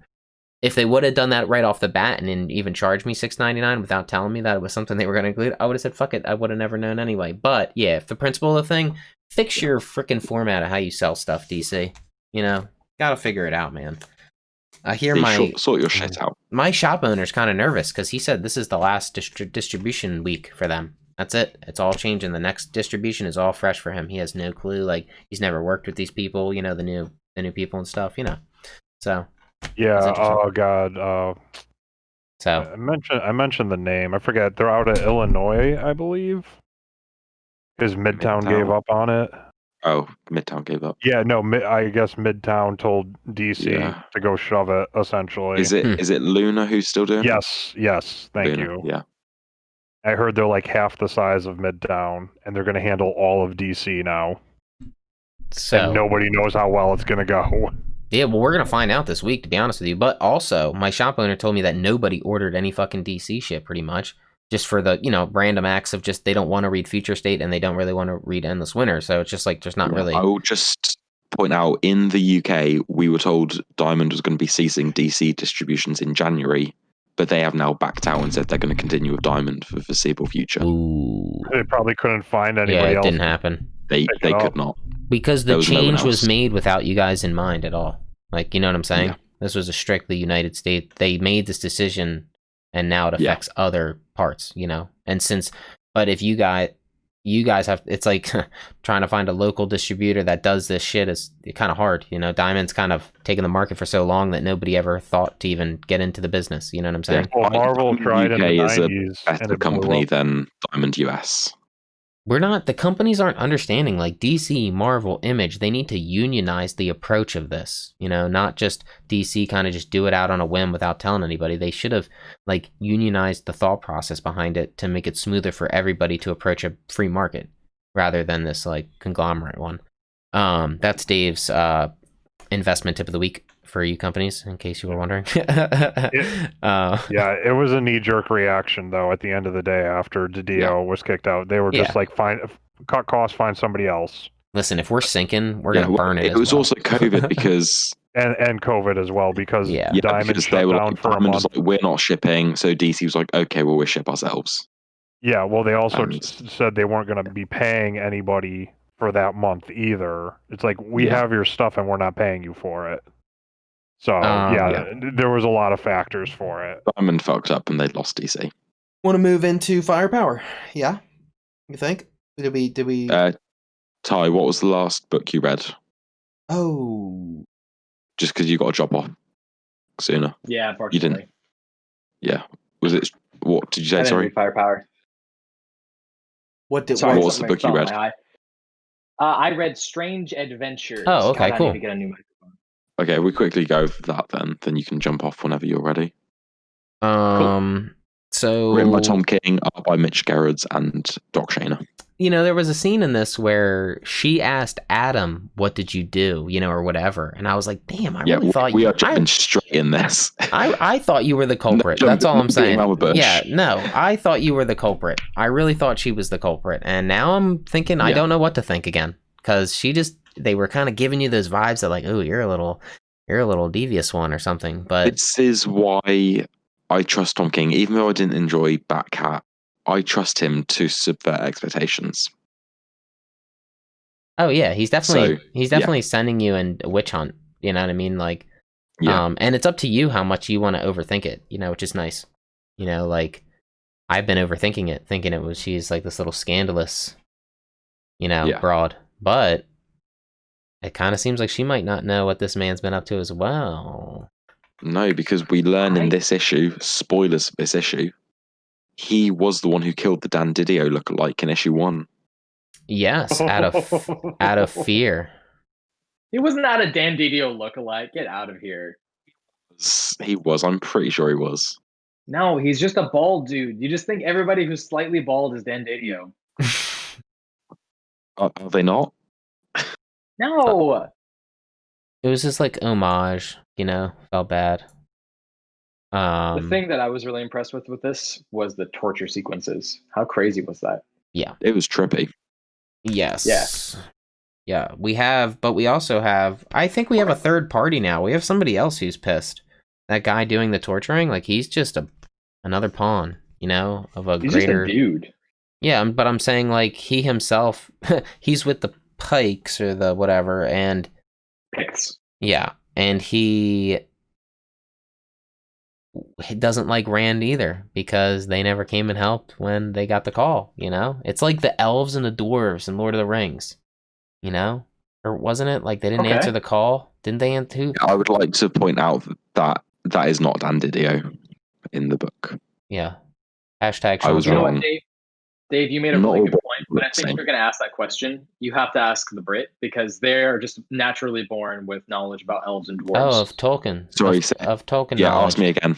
I wasn't paying attention. They were salty. I said the guy who tortured Adam, he really is just a product of. It's funny. He's working for the Picts, but he's just he's pissed because Rand didn't answer the call when they needed it. You know what I mean? So I was like, it's like the elves and the dwarves or whatever in Lord of the Rings, but I don't even know if my reference is correct, but I know somebody didn't answer the call when they were supposed to. Yeah, it was like the elves. Gondor didn't answer the call. Yeah, those sons of bitches. Told you. I told you so. Fucking told you so. Lord of the Rings goes wrong. Yeah, come on. God damn it. I have to say, that being said, did anybody hear, just side note, with The Hobbit and like, Ian McKellen is this classically trained actor. Like this dude's like very good, and when he was doing The Hobbit, he's in a completely green suit because everything is CGI now, and this classically trained actor has little green men crying. Yeah, he broke down fucking crying because he's just like, I didn't fucking work so hard to be doing this, and I'm just like thinking in my head like, you're so right, bro. This is weird, but you're really good, bro. I'm just saying, you are fucking talented, crazy talented. I seen him in Macbeth. I'm pretty sure he's in Macbeth. Patrick Stewart.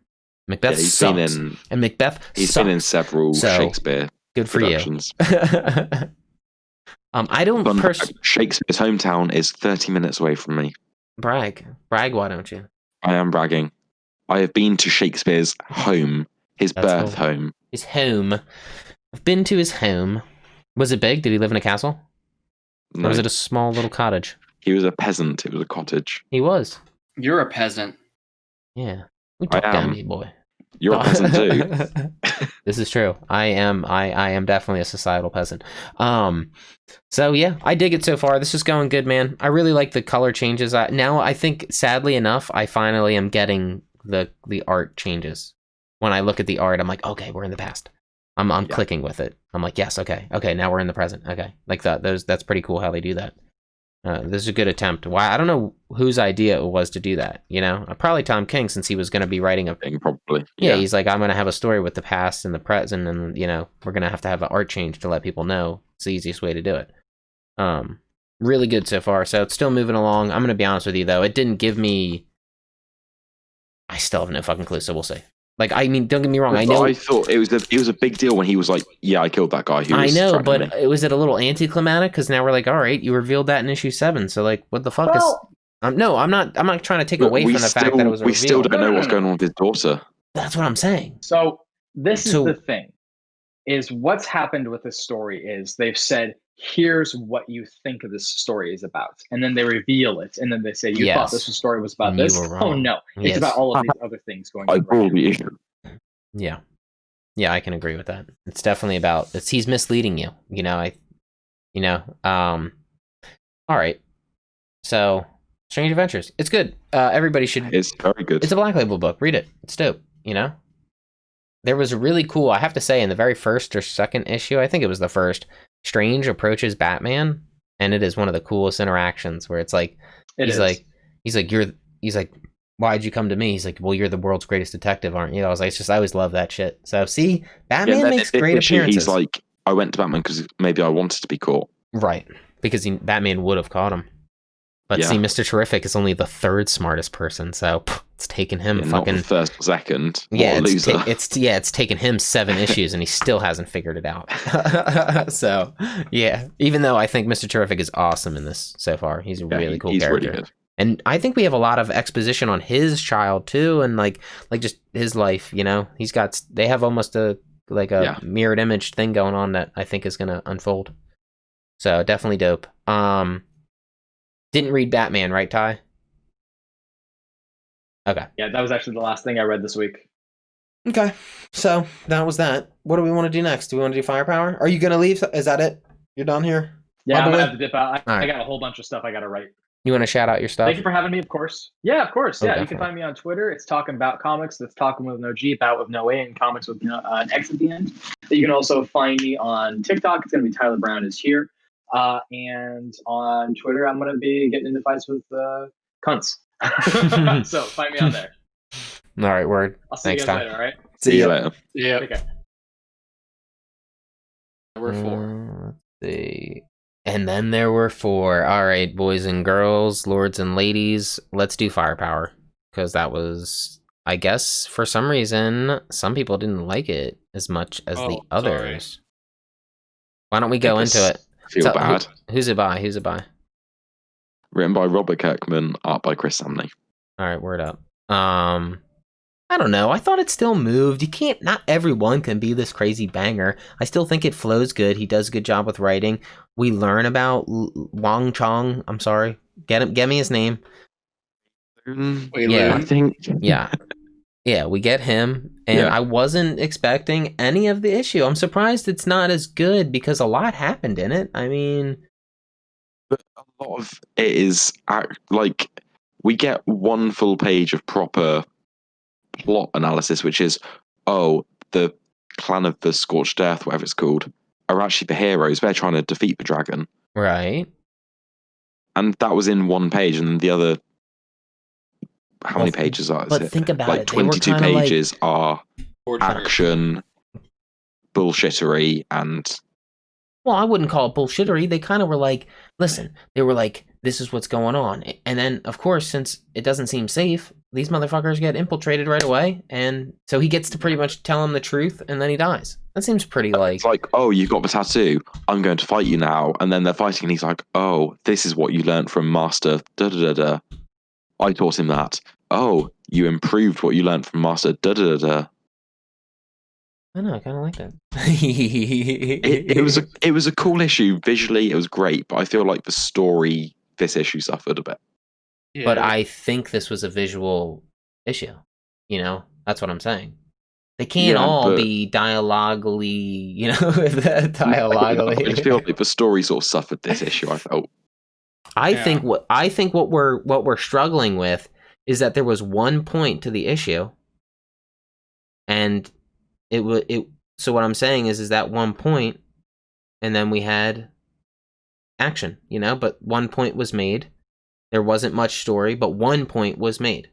But I get what you're saying. 2-page spread of Wei Lun's face saying the dragon is real. Right. That was 2 pages of the issue with 4 words written on it. Which we already kind of knew. Yeah. Did we?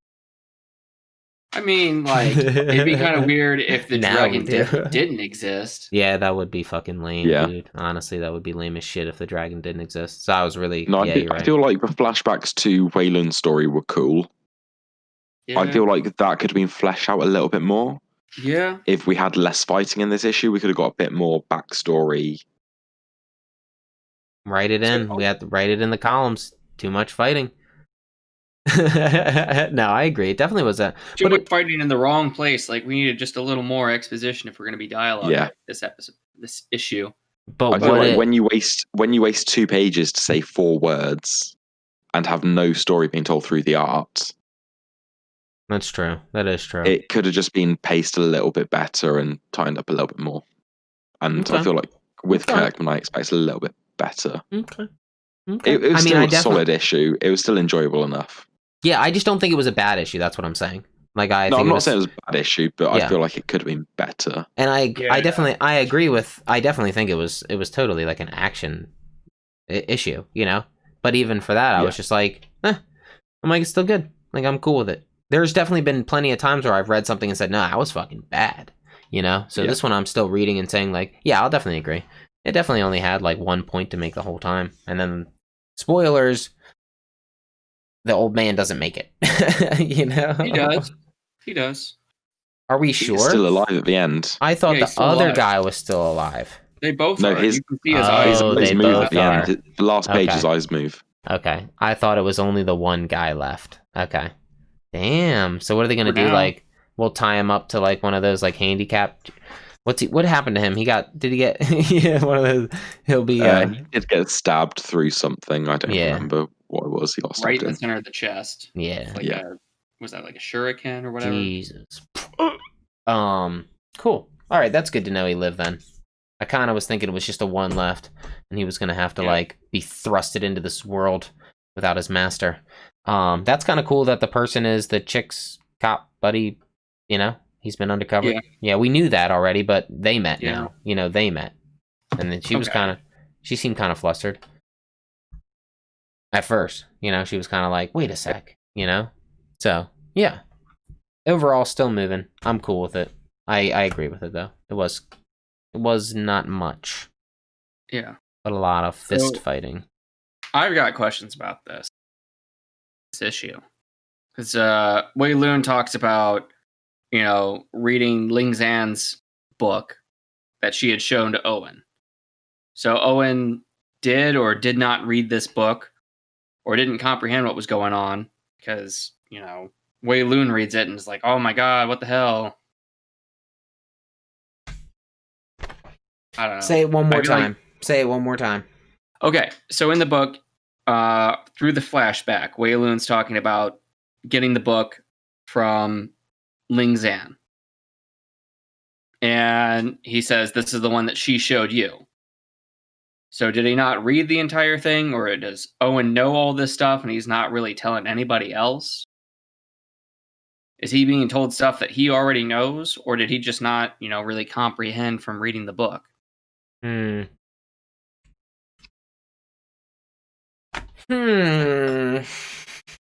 don't know.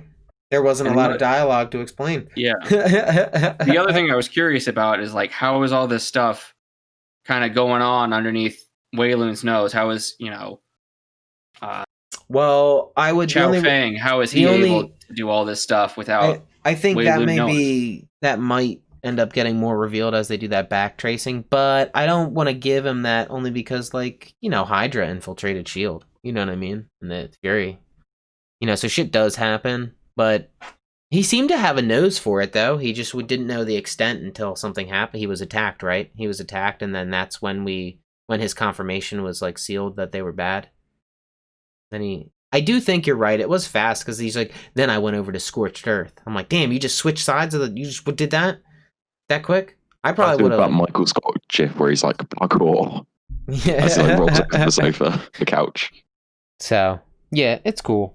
We'll see. I don't have any answers for that though, Crave. Well, I'm hoping we get exposition. I'm sure we will. We seem to. Did we see the cover for this next issue? I'm just wondering. So far, they've been pretty cool. Yeah, at the bottom right corner, the back matter.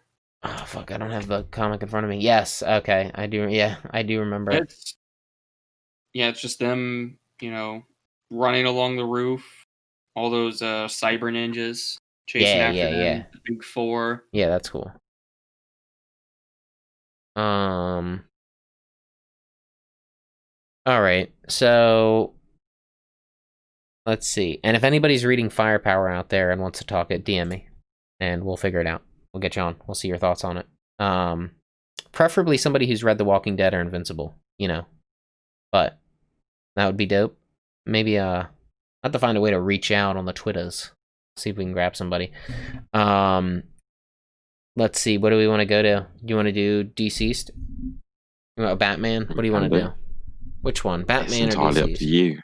You're the host. Let's do Deceased. We'll do that one. Okay. Tabs, you read Deceased, right? Or no? Because you were annulled. You were brains. So how do you guys feel? I'm just saying, for the Constantine thing, for this character, I just don't know how much. It's weird. I actually really like Deceased. I like Deceased, the story. I like the Unkillables. I'm pretty sure the Unkillables is where Constantine shows up at the end, or was that at the end of Deceased? This was the end of Deceased and also the Good Day to Die. Good Day to Die. Yeah. Okay. Yeah, the Unkillables was all Jason Todd. I'm just kind of like, I don't know if he's. I don't know. I like his dialogue. His good dialogue. Taylor I don't know. Writes an incredible Constantine. Constantine in this issue was so cool. Yeah, Even I think if his you don't dialogue. Like Doctor Strange Constantine, this was badass. Yeah, that's pretty much my beef. Like, I think his dialogue is very good. I just don't like his abilities. You know, I'm kind of like. Actually, he seemed more toned until Hold on, let me go through it real quick again. There was like when he was pulling the magic stuff with the staff and all that shit. Like, that's all cool. And him creating himself into a Shazam, I get it, you know? But I'm just kind of like, damn, I just never... I guess it is DC, so it is out there already, the thoughts, you know what I mean? Like, the ideas and the concepts. I really want a humble Constantine story, though. One where he's dying of fucking lung cancer. He's dying of lung cancer. He's spitting up blood and smoking cigarettes. Like, that's the one I want, you know? I am going to check out the 12-issue Size Barrier Constantine story this weekend. What's it called? So John Constantine Hellblazer, I think. Oh, okay. Or the Hellblazer, I don't know. It's the most recent series that got cancelled after 12 issues, but it's receiving a lot of fan support to try and get it continued. That's cool. Yeah, I really so I'm going to check it out. I've heard good things. I've heard very good things. His dialogue this weekend. His dialogue's really good in this. Like Batman talking to Swamp Thing, that was cool. I love that in the beginning. Like, I disagree with Constantine being the Doctor Strange of the universe, but like this, he was so badass in this issue. I can't dislike it. Yeah, no, it's definitely cool.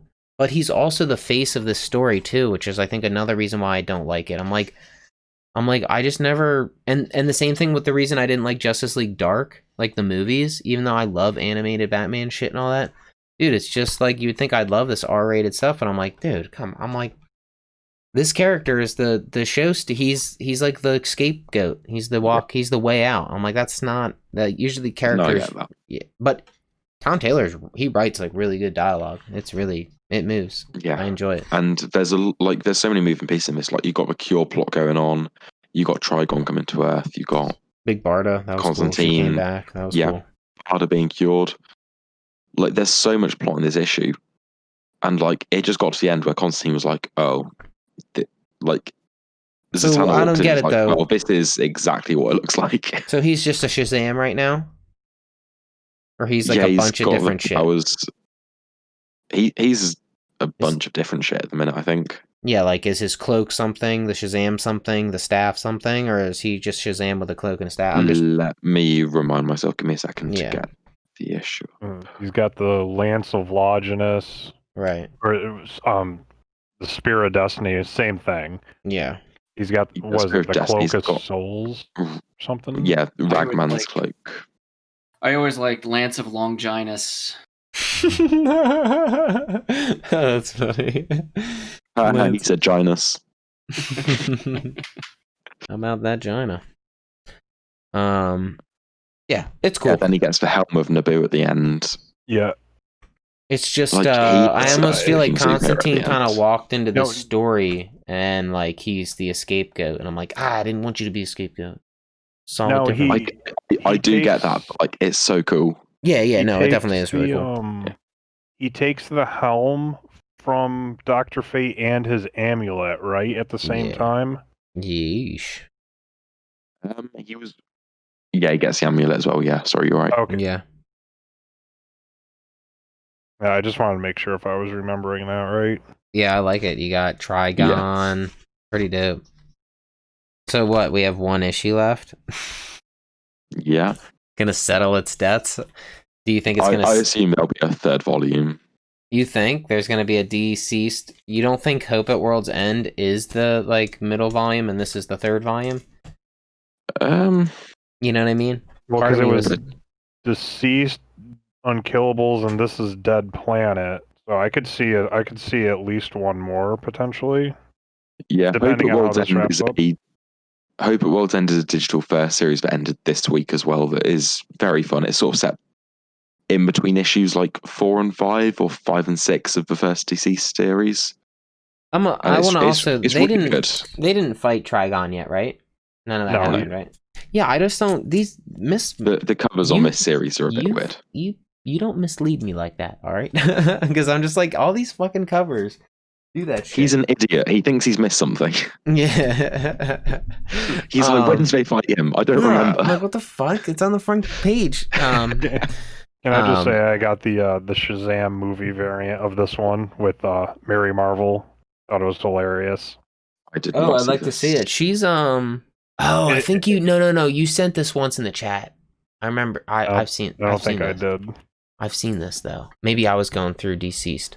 Or maybe it was another. Maybe it was another Mary Marvel. Maybe she's got a I couple. like that. I'll send it to the chat. The Lord's work. Doing Jesus's work. Yeah. Yeah, I got it. Dude, I swear. Yeah. I've seen this. Maybe I was going through it. Or is this the only time she's been used for this? Right? This type of where she stands on the side that. It was just the movie variant because that's the Shazam movie poster. I must have been looking or something. Because they're doing movie posters for it. Like, was it issue 1 or 2 had the Blade Runner one? I have that one. Yeah, one I like of them that. was a Blade. One of them was the Blade The Runner first one. series had all these horror movie parodies. Yeah. And then Dead Planet has movie ones because I know there's a Blade Runner one. So. Okay. Yeah, I remember a Blade Runner one. Deceased coming to an end on the next issue. We'll see if it continues or if it doesn't. Yeah, and I just don't know what I mention want. I kind of want it to end unless there's no way it can end because Darkseid is. So we've still got Darkseid coming back. Shit, I forgot about him. There's no way he's gonna come back in the next one with Trigon. Third series. Yeah, there's one issue left. There's got to be more. We've cracked the code, boys and girls. It's been confirmed here. Yeah, I'm just going to allegedly. The Hope at World's End. The Hope at World's End series is really entertaining. It keeps up the same quality, and it's set during the first series. Cool. All right. And it's really good. Yeah, I recommend checking out. Yeah. I think I'll probably end up this will be collected as an omnibus, which will be dope one day because it's already like what you have 7 is the first one 7 or is it 6? I think it's 6 in the one shot. 6 in a one shot, 7 plus 3 from the Unkillables, 10. We got 7, plus 17, the 14 from plus the 14. Hope Yeah, World's End. We got a fat omni, boys. We or got 15 one. even. All right, yeah. hell yeah, she's got hips. Let's go. Let's go over to. We'll do. Well, shit. The rest of it is just fucking. All right, we got Batman. Let's do Batman. Who's it by right now? Who's the art on this one? It's not written with James Tynan the fourth and art by. You got 2 artists in here. I thought there was so many artists on this issue. Give me a second. Oh, really? There was. I thought it was like 2 different. Art by Ryan Benjamin and Danny Mickey and Bengal and Guillaume March. Yeah, it's cool. This was nice backstory on like Ghostmaker, you know? Oh, I've got a meme to send to the chat. I also like this issue while I find the meme. Yeah, I'll go through it real quick. It's still moving good. Tynan's still doing good. The Clown Hunter's pretty much well, you know, Ghostmaker had them all. He like kidnapped them all. Harley, Clown Hunter, and Batman, and gave Batman like an ultimatum by letting it's crazy. This Tynan's doing a good job. So like pretty much strapped Harley down to a table and Batman down to a table, and then let Clown Hunter just get up and kill whoever he wanted to prove that Batman's useless. So it's just another one of those Batman's useless stories because he lets people live, but then Batman he's going to show why he's better. Because pretty much he is better because he's the Batman. So I'd say it's like pretty typical, but I would say it's no. It's an archetypal story, but the character changes. Like, so it's very much just like how like Harry Potter's just like the Bible. Like, you know, it's an archetype, the story archetype, and then all you have to do is change like all the names and everything. It seems like another one of those Batman tales, but including the Clown Hunter and stuff. I don't know. It adds flair. Harley's, trying to go clean. She's trying to be good. She don't know what she want to be yet. She's like, I don't know if my good is your good, Bats, but I'm going to go my own way. You know, I'm like, that's cool.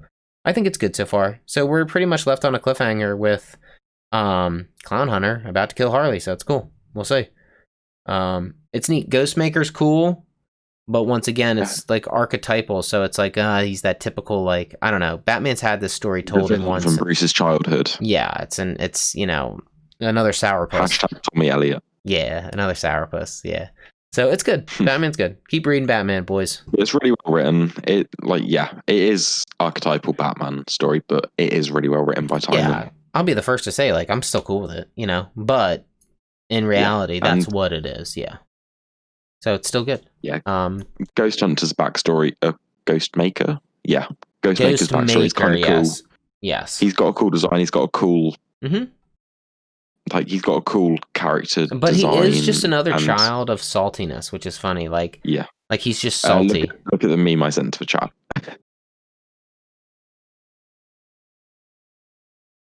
Yeah, wait. Yeah, no kill. Yeah, that's it. That meme sums it up. Pay us $1 or give us $1 and you can join the Discord chat and see all the whackness. Yeah, he's a villain from Bruce's childhood who disagrees with his no killing rule. Yeah, pretty it's much. It's basically the long and short of the meme. So that's Batman for you. 104. Moving on to 105. Yeah, probably conclude. Really Tynan is writing a solid story. Yeah, probably conclude this arc and send people on their ways in different directions. It kind of seems like I have a feeling like this is gonna end up with Ghostmaker leaving town, never vowing never to come back. It's gonna end up with Batman reconsidering the no kill rule. Not really reconsidering it, just adjusting his approach to how he does things. Harley will go her own way, get her own apartment, have a fucking sitcom, 5-issue miniseries, and Clown Hunter will be Red X and join the Teen Titans in some way as Batman directs him towards a safer route for this vigilantism. So those are my predictions. It kind of seems like it's going that way. See, it kind of seems atypical archetypal, you know, like that type of, but that doesn't mean I don't like it. You know, I still dig it. Maybe that's what I want in my Batman stories. Maybe I don't like change. Archetypal and cliches. Yeah, come on. Let's go. I don't want anything new. I'll be honest with you. I forgot to read The Walking Dead, so I'll read that and the next one because I have the. I got the Omni now. Yeah, I think I have to get them all now because it's like art. I gotta get them. Your OCD. Mm-hmm. Yeah, I call it art. Let's. What do you want to just do? Endless Winter and let everybody know whether it was. Yeah, I'll just mention Endless Winter. It's a fun event. It's not diving too deep. It's not. It's refreshing from these big world-changing events where, like, oh, we've got this villain from the beginning of time who's going to destroy the multiverse and nothing will ever be the same again. No, this event isn't like that. It's a fun story where they get this big bad who is going to fight them and he's going to lose eventually. Stop, you fucking... Well, somebody didn't like Endless Winter. No, he didn't. No, this is... Like, it's not a multiverse ending story. It's not anything too heavy. It's a fun, action-based story. And it's honestly refreshing to read after so many years of, like, the multiverse will never be the same again after this. Fuck the multiverse. I'm sick of this multiverse. It's nice to just have the Justice League teaming up to fight a bad guy. And, yeah. So, I'll briefly mention the story is... So in Bendis' Man of Steel stuff at the beginning of his Superman run, he destroyed the Fortress of Solitude. And this seems like something has been unleashed from below the Fortress of Solitude, which has been locked away for millennia. And we get teased that it was locked away originally by Black Adam, Hippolyta, Viking Prince, and Swamp Thing. Hippolyta? Centuries ago. Sorry? Nothing. I was fact checking. Yeah, you said Ippolita, right? Wonder Woman's mother. Okay. Yeah. Hippolyta. There you go. Hippolyta, it says. Hippolyta. Enchilada. Hippolyta. I don't know. Okay. I'm pretty sure I pronounced Swamp Thing correctly. Let's go to the movie. Yeah, consult the movie. But yeah, it's a fun story. It's winter based, and I saw someone on Reddit point out, because my problem with this was there's too many events in too small a time with DC. But they pointed out that this probably would have been released after Death Metal had been released, had it not been for the 2-month delay because of COVID. They're all stuffed up, you know. Yeah. All their plans got merged together because of COVID. But yeah, it's a fun, enjoyable, harmless read. We get some fun moments. It's action heavy. Does it feel like it's self-containing, its story, to make it nice? Definitely, yeah. Yeah, it's got a slight mention to Bendis' Man of Steel, where it just says the fortress is destroyed. Check this out to find out more. But yeah, it's an action heavy read. It's fun. I'm gonna check it out. I'm gonna check out a few more issues at least, because it is a fun read. I feel bad I got shafted. You know, it does seem cool. Like Endless Winter, Wonder Woman on the cover seems cool. It's more. I enjoyed this issue more than Death Metal. Oh well, that's not setting the bar too high. No. Death Metal. You know, let's just admit, Death Metal has a cool concept. It has cool art, but the story is just ideas that were put into a blender and poured out at random. At this point, nobody knows what the hell's going on. I hope at the end of it, they put every single DC character in there. Here's the problem. And then they pulled out the character and said, okay, we'll merge that with Batman. People are still buying it, you know, and I think I feel bad because I don't want Scott Snyder to get bad press, you know, because I want to see what he can do. But I'm just saying, sometimes you deserve a little bad press, but he's not going to get necessarily too harsh of press on this because it is selling. And, like, I'm still buying it, even though I still think it's, not to be rude, but it is, like, it's garbage. Not terrible. Yeah, it's just not good. Like, and story-wise, it's just not good. I mean, Capullo is the one who's shining, if anything, and I don't even think he's really given a fucking chance to shine because so much of it is exposition panels. I'm like, Jesus, let him use the fucking Black Lantern ring. You know, like, what are you doing? You have this fucking ring in his hand. You wait like 5 issues just to tell us what we already effing knew. I'm just kind of like, bro. I think sometimes you need a little bad press. But I think there's a lot of people right now who are trying to just ride out the wave, like we're kind of doing. You know what I mean? Yeah, I'm excited to see what he can do when he's not tied into continuity so much. When he can just sort of tell a self-contained story. And me and Ty briefly not on the episode, but like I messaged him the other day about the Scott Snyder Nightwing Black Label book, and like we're going to check that out because it might be fun. Something self-contained from Snyder, doesn't tie into the greater multiverse. Yeah. Yeah, definitely. It'll be a breath of fresh air. Yeah. I think and that's why I Dick enjoyed deserves a good Black Label run, man. Sorry? Dick deserves a good Black Label run. Especially what he should do is the point where Dick breaks from Batman. That would be awesome. Like a 12-issue saga of how the break happens. Like how he decides to say, fuck it. You know, like that would be really cool. I mean, it's already been told, but I'm talking Black Label, like something where it has a little fire and flame to it. You're just like, damn, that's a lot of strings, and you know, that's cool. Let's see. All right. Call outs on DC Comics, like seen previously in such and such issue. Because I only read Batman Beyond. I don't read any more other DC. That's your DC right now, Batman Beyond. That comes to an end soon. Well, until the next issue.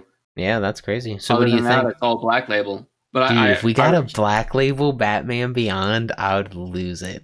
I think he deserves it. I think he deserves it hardcore. Yeah, that'd be sick. But anyway, you mentioned a call out in Endless Winter about, you know, Fortress of Solitude. But like, do you guys see that a lot in other issues? What were they? Do a shout out to previous things that you might not know and give the. There's just like a little bubble that just says like seen previous.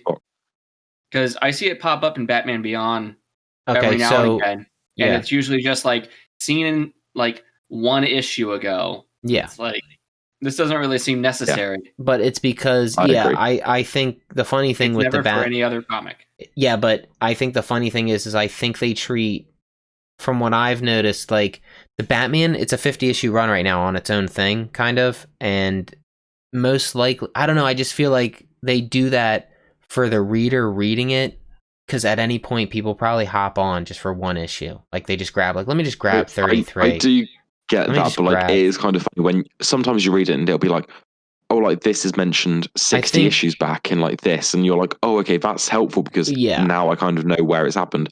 And then sometimes you'll be reading it, it'll be like, this happened on the previous page. On the last page, this happened. You're like, whoa, what the fuck? I just read the you know? Kind of like I read that like a week and a half ago. Like, I get you. Do you really need to remind me? I feel like my only comparison would be like Spider-Man. I feel like does that as well. It's an ongoing. People hop on at any point, so they'll do the last issue. And I will say, from the Silver Age shit I've read, they did it 12 times in an issue. Every issue. So much exposition. It's like effed up. It's so bad. It takes up most of the dialogue just to let you know. And it would be funny shit too. It would be the little asterisks on like the Silver Age, and it'd be like, Stan says to check out what happened in Namor, you know, like, and it's like funny as shit. Like, it's just, you know, it's Silver Age. And it's like, you know, has a little nostalgia or something. But yeah, I have seen that shit before. And I have seen it from like last week. It does happen. That being said, let's see. We'll just mention, this is our last mention for comics, and then we can just shoot the shit for the last little bit. Texas Blood came to an end. That's an Image comic me and Sean were reading. It was good. I'm a little... It was very good. So it's supposed to be this anthology book, I guess, surrounding the main character sheriff, right? So meaning like it's going to be a different tale, but it's still going to be Joe Bob. It's still Joe Bob. Yeah, so I think the next arc is probably going to develop more on the sort of King... What was his name? I don't know, but you remember we had like zombie corpses and dreams and shit? I know that was like, eventually, the sort of big kingpin kind of guy. Yeah, I forget his name. I think it's going to build... Yeah, it's going to build to like a big sort of overarching story, I think. But like, yeah, it's going to be like a true crime show. You know what I mean? Where it's like, we're going to have season 5. This first arc was very cinematic. I could imagine it as like a 6-issue miniseries, a 6-episode miniseries on like HBO or something. A little ironic that the guy, all he had to do was wait a couple more hours, and she probably would have been in jail. That was cool. I like that. No spoilers for this one because you should read the arc. It was good. It's a cool, this was really, really good. Yeah, I think in Collected it will read very well because some of the characters I kind of forgot because it's hard to tell like a miniseries over 5 months, 6 months. Yes. Yeah. And keep all the characters fresh. But like, I'm probably going to go back and read this in one sitting.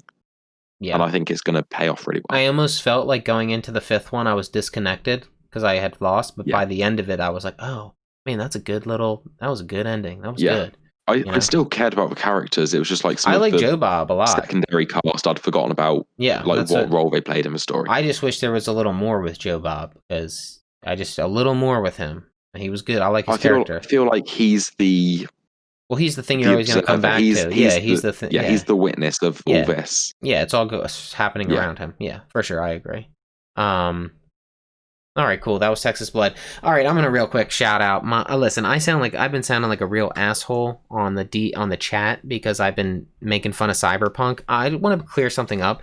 I'm not making fun of Cyberpunk. The people who develop Cyberpunk. I'm making fun of the publisher, who's the asshole who decided to announce this game 8 years ago and then rush it to market still by forcing these people to crunch. I want to make it clear. I believe the game will be amazing. That's the artists who are making the game. But the publisher, they're all out here. Dude, for the last 6 years, they've been like, oh, look at these games with microtransactions. We'll never have a mic. Dude, they're about to have microtransactions in their multiplayer. I'm not dogging the artist. I'm dogging the publisher. Dude, you've been on your high horse for so long.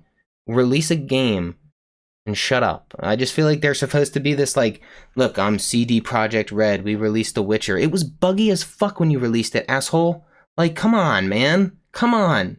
You shouldn't have mentioned the game. That's all I wanted to say. I do believe that Cyberpunk will be amazing, though, and that should go to credit to the people developing the game. Not Say CD they Projekt were Red. a much smaller studio when they released Witcher 3. Yeah, Witcher and they've 3 was grown a much. huge hit. But they've grown so much, and look, have they really grown very much? Because 8 years later, they're about to release a buggy mess and have a 60 gig patch on day one. 60 gigs, that's huge. 60 gigs is huge. I'm not dogging the creators. I'm just dogging the publisher. You shouldn't have said shit. It's self-published by CD Projekt Red. No, I know. That's what I'm saying. They're treating their employees like shit, is what I'm saying. Like, them as their own publisher are treating their employees like crap. I will say, to be fair, they did come out and say oh yeah, to be fair, we did treat our employees like shit during this. Yeah, during the last month. That's my only beef. I just, you know what? You should. They said they weren't going to crunch, but then they said they were going to have to. They should have just kept their trap shut. Don't even say. I don't need to know. I don't care. When you got a product, it's a massive game. They said it's like 2 to 3 times the size of The Witcher 3. I'm very excited. And they said with this patch, a lot of it is going to be, they said, performance updates we're still trying to give and I don't know why I'm trying to white knight the video game industry. I don't really care about these people at all, but we're still trying to make excuses. Listen, there's a lot of people who don't have internet. They're not getting that patch. You know what I mean? You're about to give them a broken game. Like, that's what's going to happen. Living in a third world country like the US. Yes. In the Midwest of the US. No, I'm just trying to. We keep making excuses, and that's why our kids end up effed up and on opioids when they're 30. That's like, you know what I'm saying? Like, so we keep making excuses for these like companies, and this is what's happening. If they had access to the 60 gig patch for that's all I'm Cyberpunk, saying. It wouldn't be on opiates. We keep copping everybody out, and I don't know why we should cop. We don't cop. People who hate Apple don't cop Apple out. You know what I'm saying? Like, I don't have a tie to this company because I didn't play The Witcher. I do own it, but I played it for about an hour, and I was just kind of like, I can't get into it. Agree. I saw the scope, I saw the beauty of the game. It just wasn't for me. Now, Cyberpunk, I'm super into because I love like Cyberpunk. I love that like aesthetic. So I think I might have just been a little renaissanced, like out at that point, you know, with that whole Skyrim, Lord of the Rings, Game of Thrones type of setting. But yeah, no, I just don't have any ties to this company. Like, even with like, think about this, like Rocksteady, they announced their game 2 years ahead of time. And they told us that it was gonna be a live service game or whatever, games with service or whatever, you know. At least they came up front and they only did it 2 years ahead. Now I still probably would have said you should have told me like a year out, but you know why they did 2 years? Because they let everybody know that this is a games with service game. They're prepping you, but they didn't go 8 years. And I'm a huge Rocksteady fan, and I still kind of have beef with that. I'm like, you fuckers, you know. The problem is sorry. Oh, for the Suicide Squad. Yeah. The problem is Rocksteady doesn't actually make money. Like, they sell games, but they don't have constant flow of money. Without the live service, they're fucked. Video games don't make money for these companies. That's the problem. That's why they're trying to up the price to $70 because they think the $10 is going to save them, you know? But I don't know. So I still think Cyberpunk's going to be amazing. I did pre-buy it because I could preload it. So at least I won't have to wait the 60 gig patch when I wake up. I'll be good. So you're a slut. I am. I just that was my only point. I just wanted to make it known, like, I do believe like the game will be amazing. I feel bad because of all like there's going to be a lot of things unsaid because of how good it is. Like, that's what happens. Like, it will succeed, and then nobody will remember that these guys are just turds, just talking a lot of shit and then going back on their word. Like, just don't.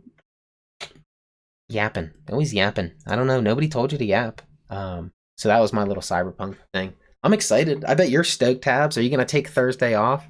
I'm not going to take Thursday off. And they only said something because they were asked directly about it, because a bunch of other companies got shit on for some very, very bad crunch, like Rockstar. Yeah, Rockstar's bad. Yes, EA. Yeah.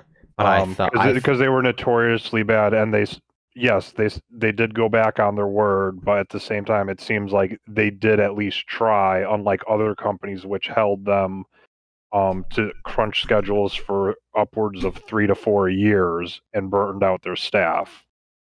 Yeah. Which No, I was get it. so it's a very dicey topic, Yeah. and obviously it's a huge issue within the industry and burning everybody out. But they put out a teaser 8 years ago saying we're in development on this. We have this idea. They went silent until about 2 years ago when they started actually having footage, and then they started crunching. I forget what it was, like 4 to 6 months ago. So unfortunately, Yeah. It's just the But unfortunate side effects of just. it's also a massive game, Oh, and that's there's nothing you can do about it. Yeah. They even said that's why they kept delaying it. Just more polish, more bugs. I They're think gonna though they're I gonna just keep finding them. on my conspiracy theory of it, like it's not to dog on them, but it's to say like they like, yeah, we're still polishing it. I don't think they are still like I think that was their way of saying like, oh fuck. I came into work today and realized that this game can't go to market yet. You know what I mean? Like I think that's the but we talked about it and now we set a date and we've already delayed once and we've delayed twice. There and we're was kinda talk stuck on with it. the back end too about people saying, well, what if they were working deals with like Microsoft and Sony, or True at least that. Microsoft, because their announcements have been at the Xbox shows for E3 Mhm. to make sure that it wasn't going to come out too early. What if they were delaying it for polish, but also to make sure it was going to release in sync with the Series X and the PS5, which seems very plausible. Hey, push it back and we'll give you more time to polish it because we want this as a launch title.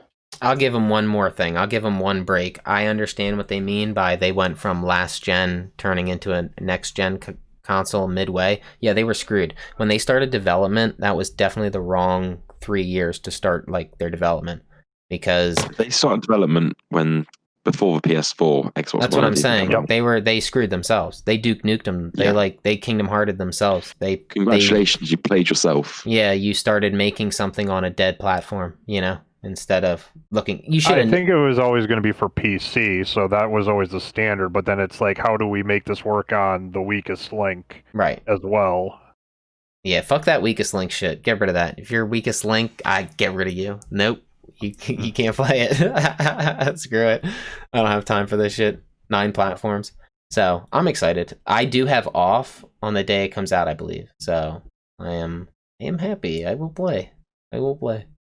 I am stoked for the multiplayer too, because I'm just like, what is it? Like when Assassin's Creed came out with multiplayer, I was having so much fun doing that shit. Like you could sneak and kill people. So I don't know, like what's this gonna bring to the table?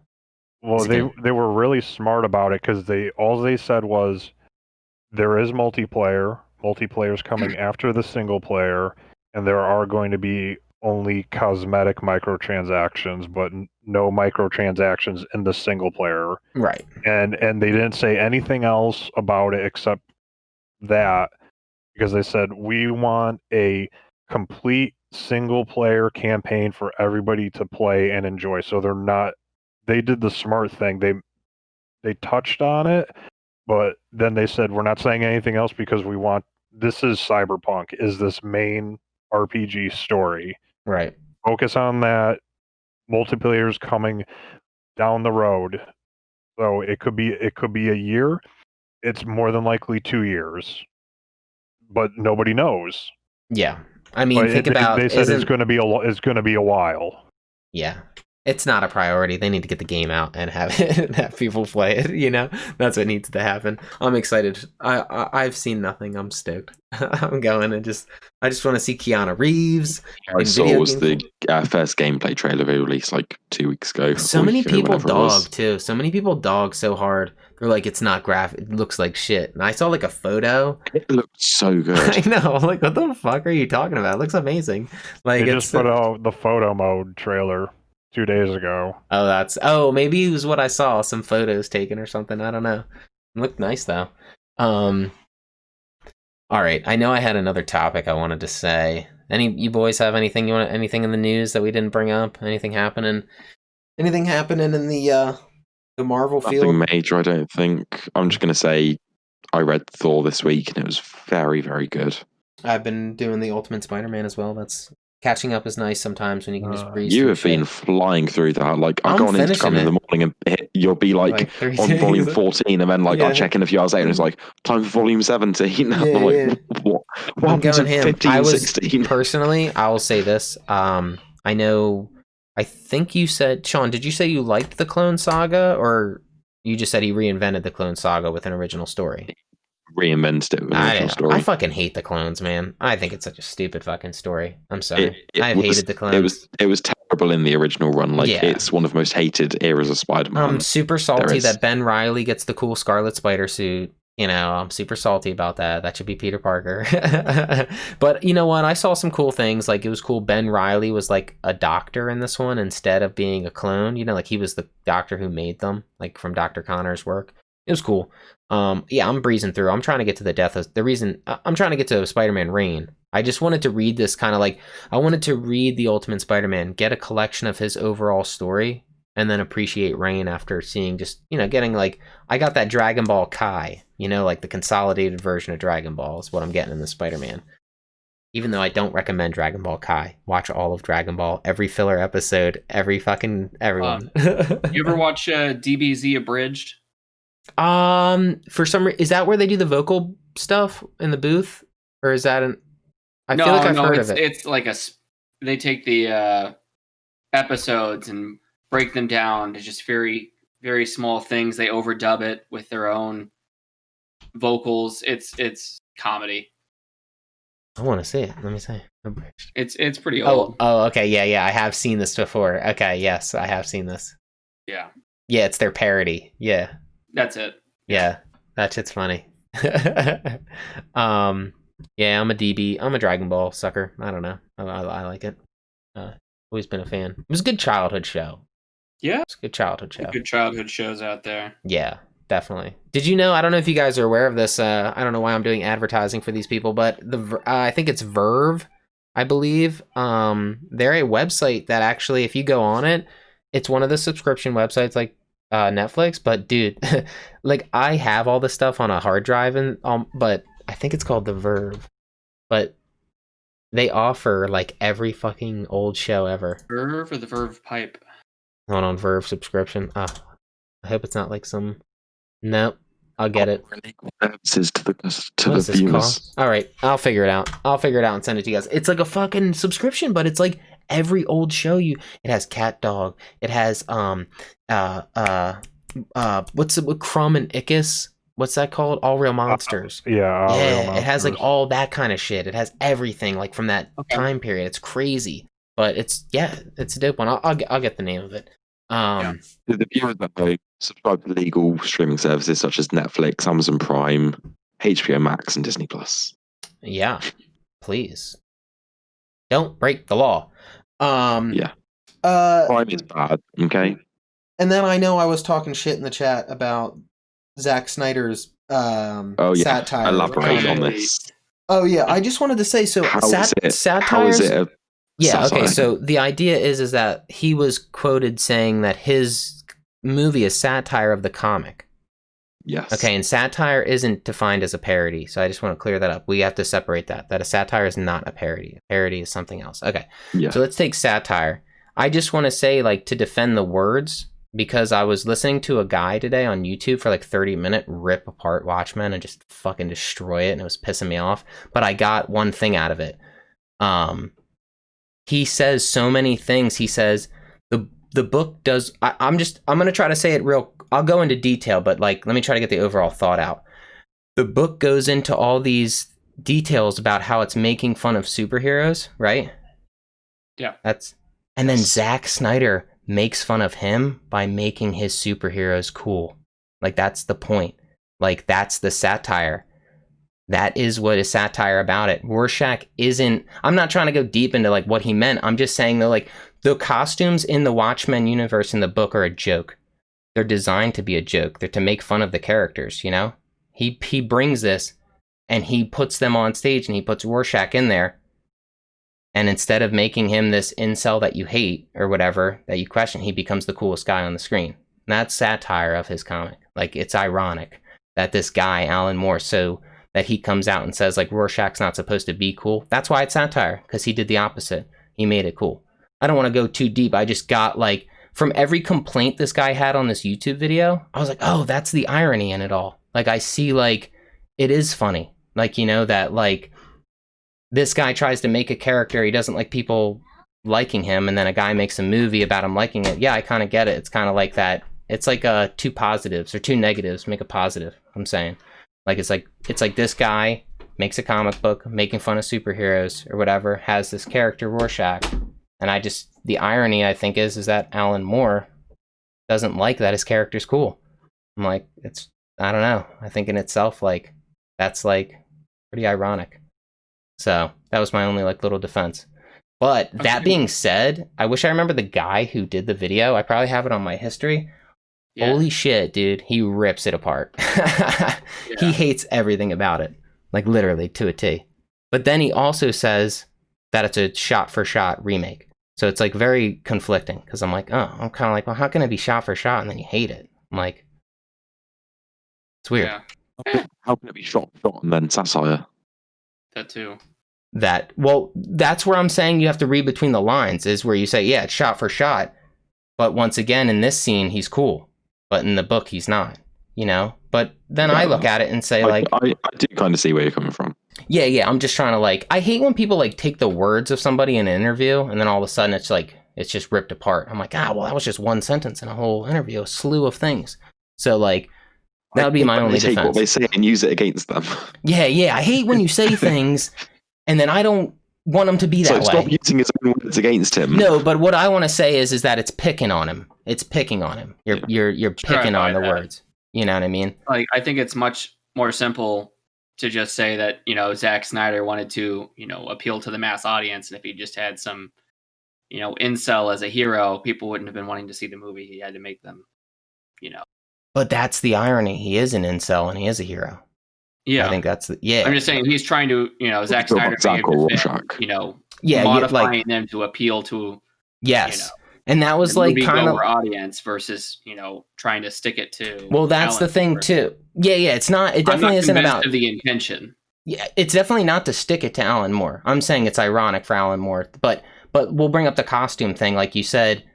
Like, I don't think he was intentionally sticking it to Alan Moore. I'm saying it's just, like, ironic that this character, it ends up being that way. I guess I can buy, you know, it is, you know, if you look at, you know, compare the two, this one is satire, the other, but I don't think it's, you know, intentionally satire. Right. Yeah, like his words, like him saying it makes his intentions true. I get what you're saying. Yeah, like, because I was just saying, like, I kind of see it. I kind of see the satire of, like, I get it, because, like, if this guy's walking around and saying his comic book's not supposed to be cool, and this guy makes it cool, that's kind of, like, ironically satire, because it wasn't, and now it is. And all he did was tell the story.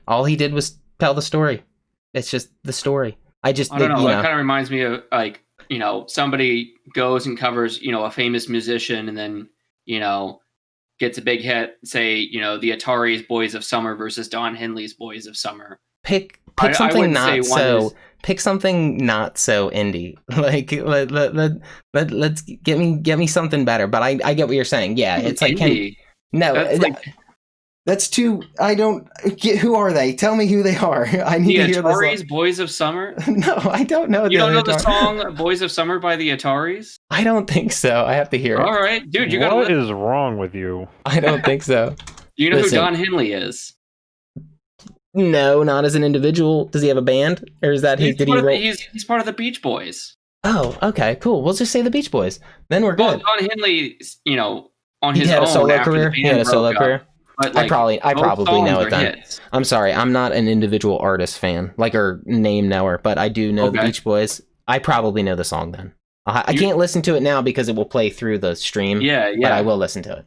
But like, you know the song "Boys of Summer," right? Yeah, sure. I'm sure I do. I have to hear it, but I'm sure I do. All right. But go on. What were you saying though? Finish your thought. I was saying, like, one's not, you know, one's a cover of the other. They're both hits, but one's, you know, they've made it their own. The Ataris made it their own. I wouldn't exactly say one was satire or the other. They, put their own little touches on. No. One song has references. They no, change I a agree couple with you. lines, I agree with you. references in.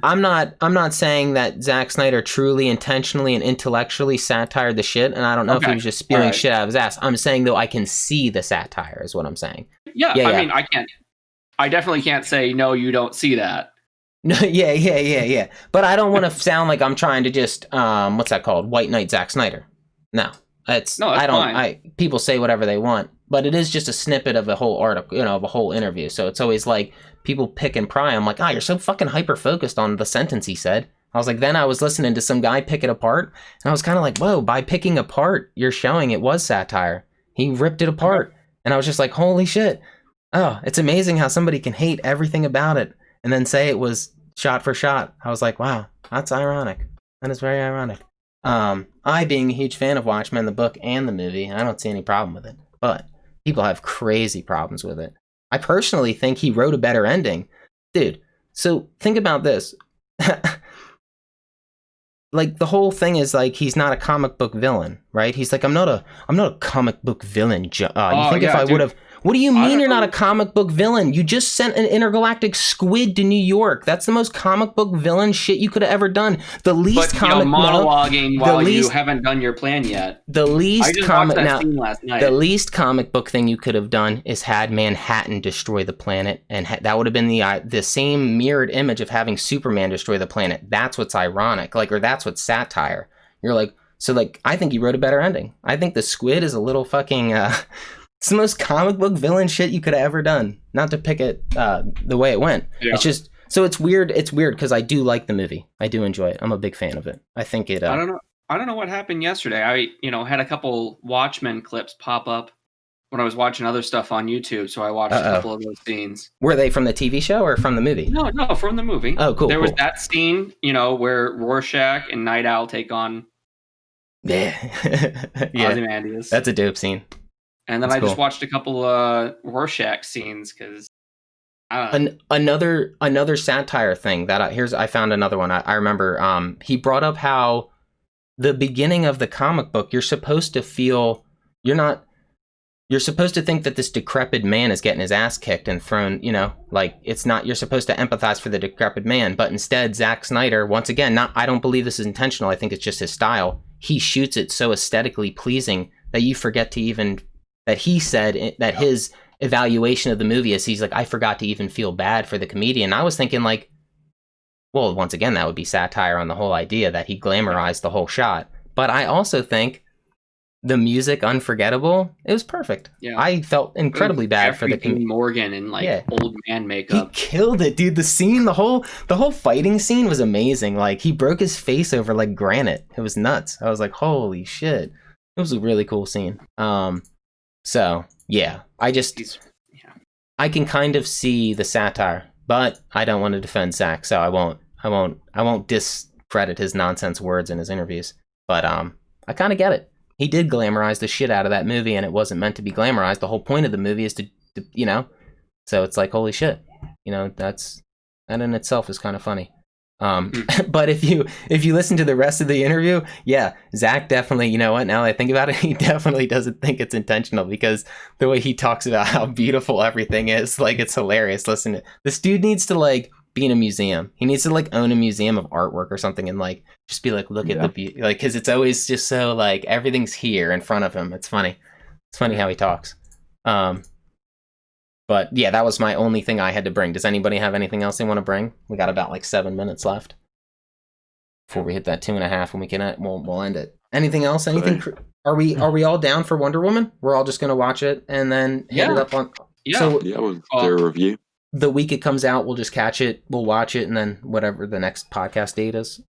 Cool. Yeah. We were gonna have it watching in the background, muted, and then we'll do our commentary. I think what we'll do is this one, we'll work towards that. We'll try to find, I don't know if we want to do it on the first watch. So like me and Sean were kind of talking on the side. Yeah, we watch it on our own. Let's watch it on our own. And then I don't know if we can find a movie we can go back, and do that with. Like, I always tell Sean, like, he was doing this MCU binge, and I was like, if you ever get to Infinity War, let me know. I'll watch it with you. So I would totally do commentary on something like that.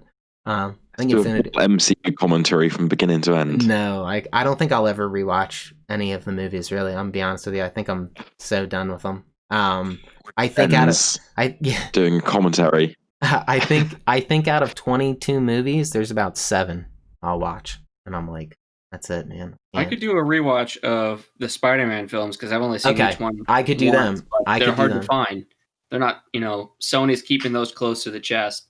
You got to rent them. Those little D-bags. It's not like all the Avengers films, all the second 2 Captain America films. Yeah, Spider-Man. I've covered everything during the pandemic. I think the only thing I haven't watched again is like Guardians of the Galaxy. I waited all the way till 2 weeks before Infinity War came out to watch Guardians 1 and 2. I never saw them.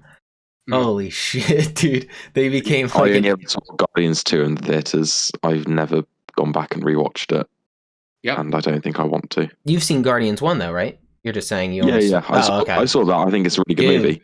Listen, 2 I think was kind of Groot mediocre. We Are Groot. I lost it. Yeah. I fucking cried. Yeah. I was just like, get the fuck out of here. That was the most beautiful thing I'd ever seen. I was just like, are you kidding me with this tree? So yeah, I remember, I think I went and saw a movie. And I saw a trailer for Infinity War and it had the Guardians in it. And I was just like, fuck, I gotta watch it now. So I went home and I watched Guardians and then I watched Ant-Man as well. And that's like what I had not seen them. I wasn't like caught up with them. Did you not watch all of the MCU movies? Why were you new MCU movies out? I'm watching that immediately. I did watch all of them leading up to it, except Guardians. I don't know why. I was just like, they're probably not going to be tied into any of this. I don't know what they're doing with this universe. And then I was like, holy shit. What the fuck? I was like, a new Marvel movie. I know nothing about it, but I have severe Stockholm syndrome, so I'm going to watch it. I really dug it, man. I think James Gunn, I hope I'm not blowing shit out my ass, but you probably are. I probably am. I think James Gunn worked on Dawn of the Dead with Zack Snyder, and I thought to myself, I was like, that's funny because James Gunn's the only other director where I see a clear image of his like he has a very clear aesthetic with his blow up shots. He's very good at comic paneling shit. There's so many scenes in the Guardians where you're like, oh, that's a comic panel right there. You're like, oh shit, that's a comic panel, Smoke out of your ass. He worked on the screenplay with George Romero. I did blow smoke out of my ass, is that what you're saying? No, you did not. Oh, I didn't. Oh, okay. See, yeah, they like worked on something together with that. I knew that. That was cool. Yeah, James Gunn wrote the screenplay. Do you think I'm not, once again, I'm only just questioning. I don't know for sure. Do you think that Zack Snyder in some way he was asked or anything when James Gunn was a free agent and he said, dude, grab him? Or like, do you think like I just wonder, like, he moved over to DC. I'm like, Zack Snyder's the helm of the DC. Oh, well, at the time or whatever, or whatever. It's like he was like lead king shit on Turd Island. So I was just wondering, like, I wonder if like he saw an opportunity and was like, yo, get Gunn. I just wonder. From the sounds of it, DC offered Gunn whatever he wanted to join DC.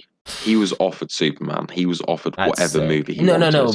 But at the time of his leaving Marvel, you're saying, like when he was free agent, you're saying they offered him that. Yeah, when he was free, allegedly, of course he was going to choose the DC Suicide Squad. He doesn't want any mainline shit. He doesn't want that. Yeah, There's no fun. DC offered him anything he wanted. They told him he could have Superman if he wanted. He could have any movie he wanted. Damn, and he chose cool. Suicide Squad. That's cool. Yeah, well, I'm glad he did because I think he'll make it fun. Kind of like how Tom Taylor made it fun. Yes, but I really wanted a Superman movie. Yeah, I don't think they know what they're gonna do. I really think I keep hearing crazy rumors, man, where I'm just like, yo, bro, this is outrageous. I want a Matthew Here's my prediction. Henry Cavill movie. Here's my prediction. The problem is it's not going to be what you guys want. It's going to be what I want. But I'm just saying it. I'm saying it unbiasedly. You're wrong. Yeah. I'm just saying it unbiasedly from what I've heard. Yeah. The guy at HBO, somebody up at AT&T, fucking loves Zack Snyder, and I'm sorry, but he's getting his whole trilogy, and like that's what's happening. And the worst part about it all, for everybody who's like into DC continuity of like their movies, that means Aquaman just got fucked. That means Wonder Woman 84 got fucked. You know what I'm saying? Like things are, because they were originally designed to go with Joss Whedon's run, but Zack Snyder's movie is completely fucking different. Like the whole the ending, the character, even the main bad isn't the same. So I just like, this is a mess, dude. Now, personally, I don't care because I've always thought that Zack Snyder's movies were contained in their own world anyway. I don't, Man of Steel goes right into BVS and BVS goes right into Justice League. So I'm just like, it's cool with the other stuff. So for me, I don't really feel like my 5 movie arc or whatever his thing's going to be affected. But dude, Wonder Woman, Aquaman's probably going to get it the worst. Who knows? Like if they truly decide to continue the story from Zack, but then they give Aquaman his own content, like what are they going to do, dude? Who knows? So we'll see as it comes. But I just wanted to. I really want the Matthew Vaughn Superman movie. I was just saying, I don't think you're going to get your Superman movie. Is what's going to happen. Like I don't think it's happening. I've accepted that. Yeah, which sucks because I would take many. I would take many Henry Cavill Superman movies. He's the man. I think he's really good. I think he's really good at the role. He has the charisma to be a perfect comic book Superman. Yeah, with the happiness, with the optimism Superman represents in the comics, and I'm not going to criticize Zack Snyder here. Because that's not what we're talking about. But I'm just going to say his Superman was very. Oh well, depressed. He lives with real world consequences. He was not an optimistic superhero. In those movies. No. But I think Henry Cavill has the charisma to be that superhero that the comics can represent. What if it went this way? Because this is, once again, I'm unbiasedly saying this because I'm pretty sure this is what's going to happen. Like I said, at the end of Justice League, Henry Cavill will be the symbol of hope, and he will get his solo movie where he is the symbol of hope. I hope so. Yeah, no, I'm just saying, like, I'm pretty sure that's like there's like a couple interviews, like it was like in 2017 when Zack, like when he quit, and he said his greatest defeat was that he never got to finish Superman's arc where he becomes a symbol of hope. Like those are like his words. So I'm like, oh shit. Like, so wow, Zack Snyder's gonna, I don't know if you know this, but there isn't a single Zack Snyder movie that ends positively yet. Not a single one of them end. Dawn of the Dead ends with all of them getting attacked on the island. 300 ends with the king dying. Watchmen ends with Ozymandias winning. Sucker Punch. 300 ends on a note of hope. No. Yeah, that's fine. A nod of hope, but the main character we're saying that was one of the most epic endings where you're just like, fuck. Sucker Punch. Sucker Punch. Like 12 years later. She gets lobotomized. Sucker Punch. She gets lobotomized. Man of Steel. He kills the only known Kryptonian besides himself. BVS. The Kryptonian dies. I'm just saying there has yet to been a Zack. So it's wishful thinking, but I also think for some reason that like Superman will get. I hope he does end on the hope symbol because then he will get a hopeful movie. You know what I mean? And he'll have his like put him through the trenches arc and let him take on fucking Brainiac. And like as bad as the scene was because of the terrible CGI and everything, the most comic accurate scene we have had for Superman in the Zack Snyder movies was the intro to Justice League where he had the horrible CGI mouth and he was like talking to him showing up. Yes, that was a great. Yeah. And I hope that's still in it in some, like, I hope that scene isn't that scene because it can't be because it's CGI lip. Yeah, but I hope that's just what I hope that something like that happens because that was a dope scene. But I do have to say that mustache wasn't worth the scene. It was terrible. Because I was like, bro, because that didn't set the tone. That ruined the movie. Because when I saw it, I immediately said like something I didn't know. If for anybody who doesn't know me, I actually didn't know who Zack Snyder was till like 2 years ago. Like I didn't know he was the guy making the movies I loved. I had no fucking clue. And then all of a sudden it clicked with me, and I was like, oh my god, dude, this guy's aesthetic is in everything. I'm like, look at the slow-mo shots, look at the look at his zoom in shots. I was like, I love all this shit. This is so me. Yeah, the mustache, it set a tone, and I was like, something's weird, and I didn't know about the mustache gate yet. And then I found out, and I was like, this sounds like it was botched from the beginning. It had no chance of survival, But that is a dope scene, and I do think that is super comic. That is so comic, it's awesome. And I hope it happens again. It's the most comic accurate scene. I think what's funny is you get the scene in BVS where he saves like the people from the fire, and it's just like epic music and everybody's like praying to him like he's a god almost. And I look at it and I'm like, that's funny because the dichotomy between the two scenes is so, I'm like, you can see like where he is and you can see all the sorrow, but one day if it gets to that, you're like, look at all the happiness he brings. It's kind of like Spider-Man, dude. He always gets shit on by everybody, but the people he saves knows he saves people, you know? I hope so. I want to yeah. see a happy Superman in the movies, and we'll see where it goes. I think we're gonna. But I think Lois is gonna die. I'm sorry, I think Lois is gonna die. I think Darkseid is gonna lock laser beams with Superman, and then he's gonna beat him. And the anti-life formula is when the beams hit his eyes, he's gonna be unlocked, you know, into like Darkseid's brain matter or whatever, and he's gonna control him. I have a feeling we're getting, and I think the Joker's gonna have 2 fucking shotguns and a fucking trench coat, dude. And Deathstroke is gonna be riding deep with Batman on his fucking Rogue Squadron Omega fucking whatever trip that's going on in the Nightmare. Like, yeah, I think this is like death metal, but hopefully it just, I can dig it. I hope Wonder Woman dies. She's gonna get fucking destroyed. A B plot of Lobo going off and yeah, that was funny. They seeded that Lobo thing from the first issue about going to like a box, you know. And I thought that this box was gonna have amazing. I was like, oh, where's this going? And then it happened. And I was like, this is the worst thing I've ever read from DC. It went nowhere. It made me drop DC for several weeks. I felt that way about Future's End. Oh no! So I was lucky enough to come in just after Future's End. I didn't experience Future's End live. Damn. I just heard the backlash after the $200 down the drain. Fuck, that hurts. I can feel this. 48, 50-ish. Yeah. It was like... It was 48 issues. Yeah, 48 issues at $4 a pop. Feels bad, man. Yeah, it hurts everywhere. All right, let's go around the room. Thank you everybody for tuning in to Beyond the Source Wall issue 13. You guessed it, more fucking events. Apparently this event was good, so that's cool. Tune in the next couple Fridays. We're going to be doing it. We'll be talking more King in Black and stuff like that. Me and Crave won't be, because we won't be reading it, but everybody else will be. So you can get it from them. I'm sour.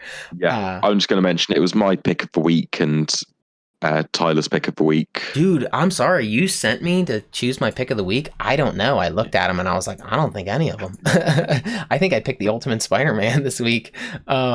If you want to pick Ultimate Spider-Man, you can pick Ultimate Spider-Man. No, I want to pick a weekly read. That way, even if they're bad, one has to be. While I'm looking at this, you can find us over on Twitter at SW Comics, Reddit, Instagram at Sourcewall Comics. And then you can check us out on Patreon. Give us $1, join our Discord, and potentially get on the show and talk comics with us, which would be dope. Which is what we're kind of looking for. Okay, Sean, I'll give it to Deceased. It was like the best. It was okay. It was good dialogue. I liked it. It was the best. It was out of all these. It was the best one. We'll probably be doing a comic book awards December 17th as a bonus, so that will be cool.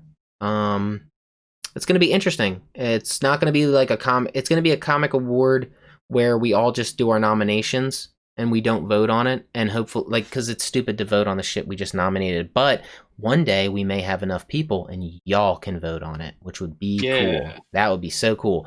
And we could kind of do this yearly, kind of like the video game awards. I feel like the comics deserve it. These people work hard. They do good work, and sometimes they do bad work. So maybe we should have a Razzie. It would go to death metal. We're going to nominate our own picks because we figured we're all reading different stuff. We're not going to come to a mutual agreement on who gets what. Exactly. So we're just going to have the nominations. We'll have the nominations, and that will be we could have a death battle. Yeah, or we could try to hit up like some popular like Twitter thread or something and put a poll in or something and just see what we can grab. I don't know. Like, people are ruthless on the internet. They'll just kick you out of their site. They're like, you're not supposed to be here. I'm like, well, fine. I guess I'm not. It's crazy. You can't put your shit up anywhere without somebody being salty. So find us on the interwebs, as Crave would say.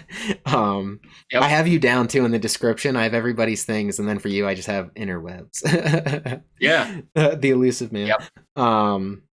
So yeah, check us out.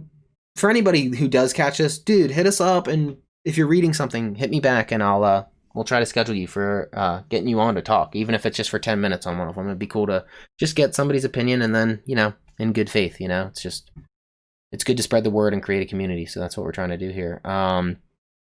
Did you want to go? What's everybody's picks? Crave, what was your pick of the week? I'll go with Firepower, because the only other thing I read was Spy Island.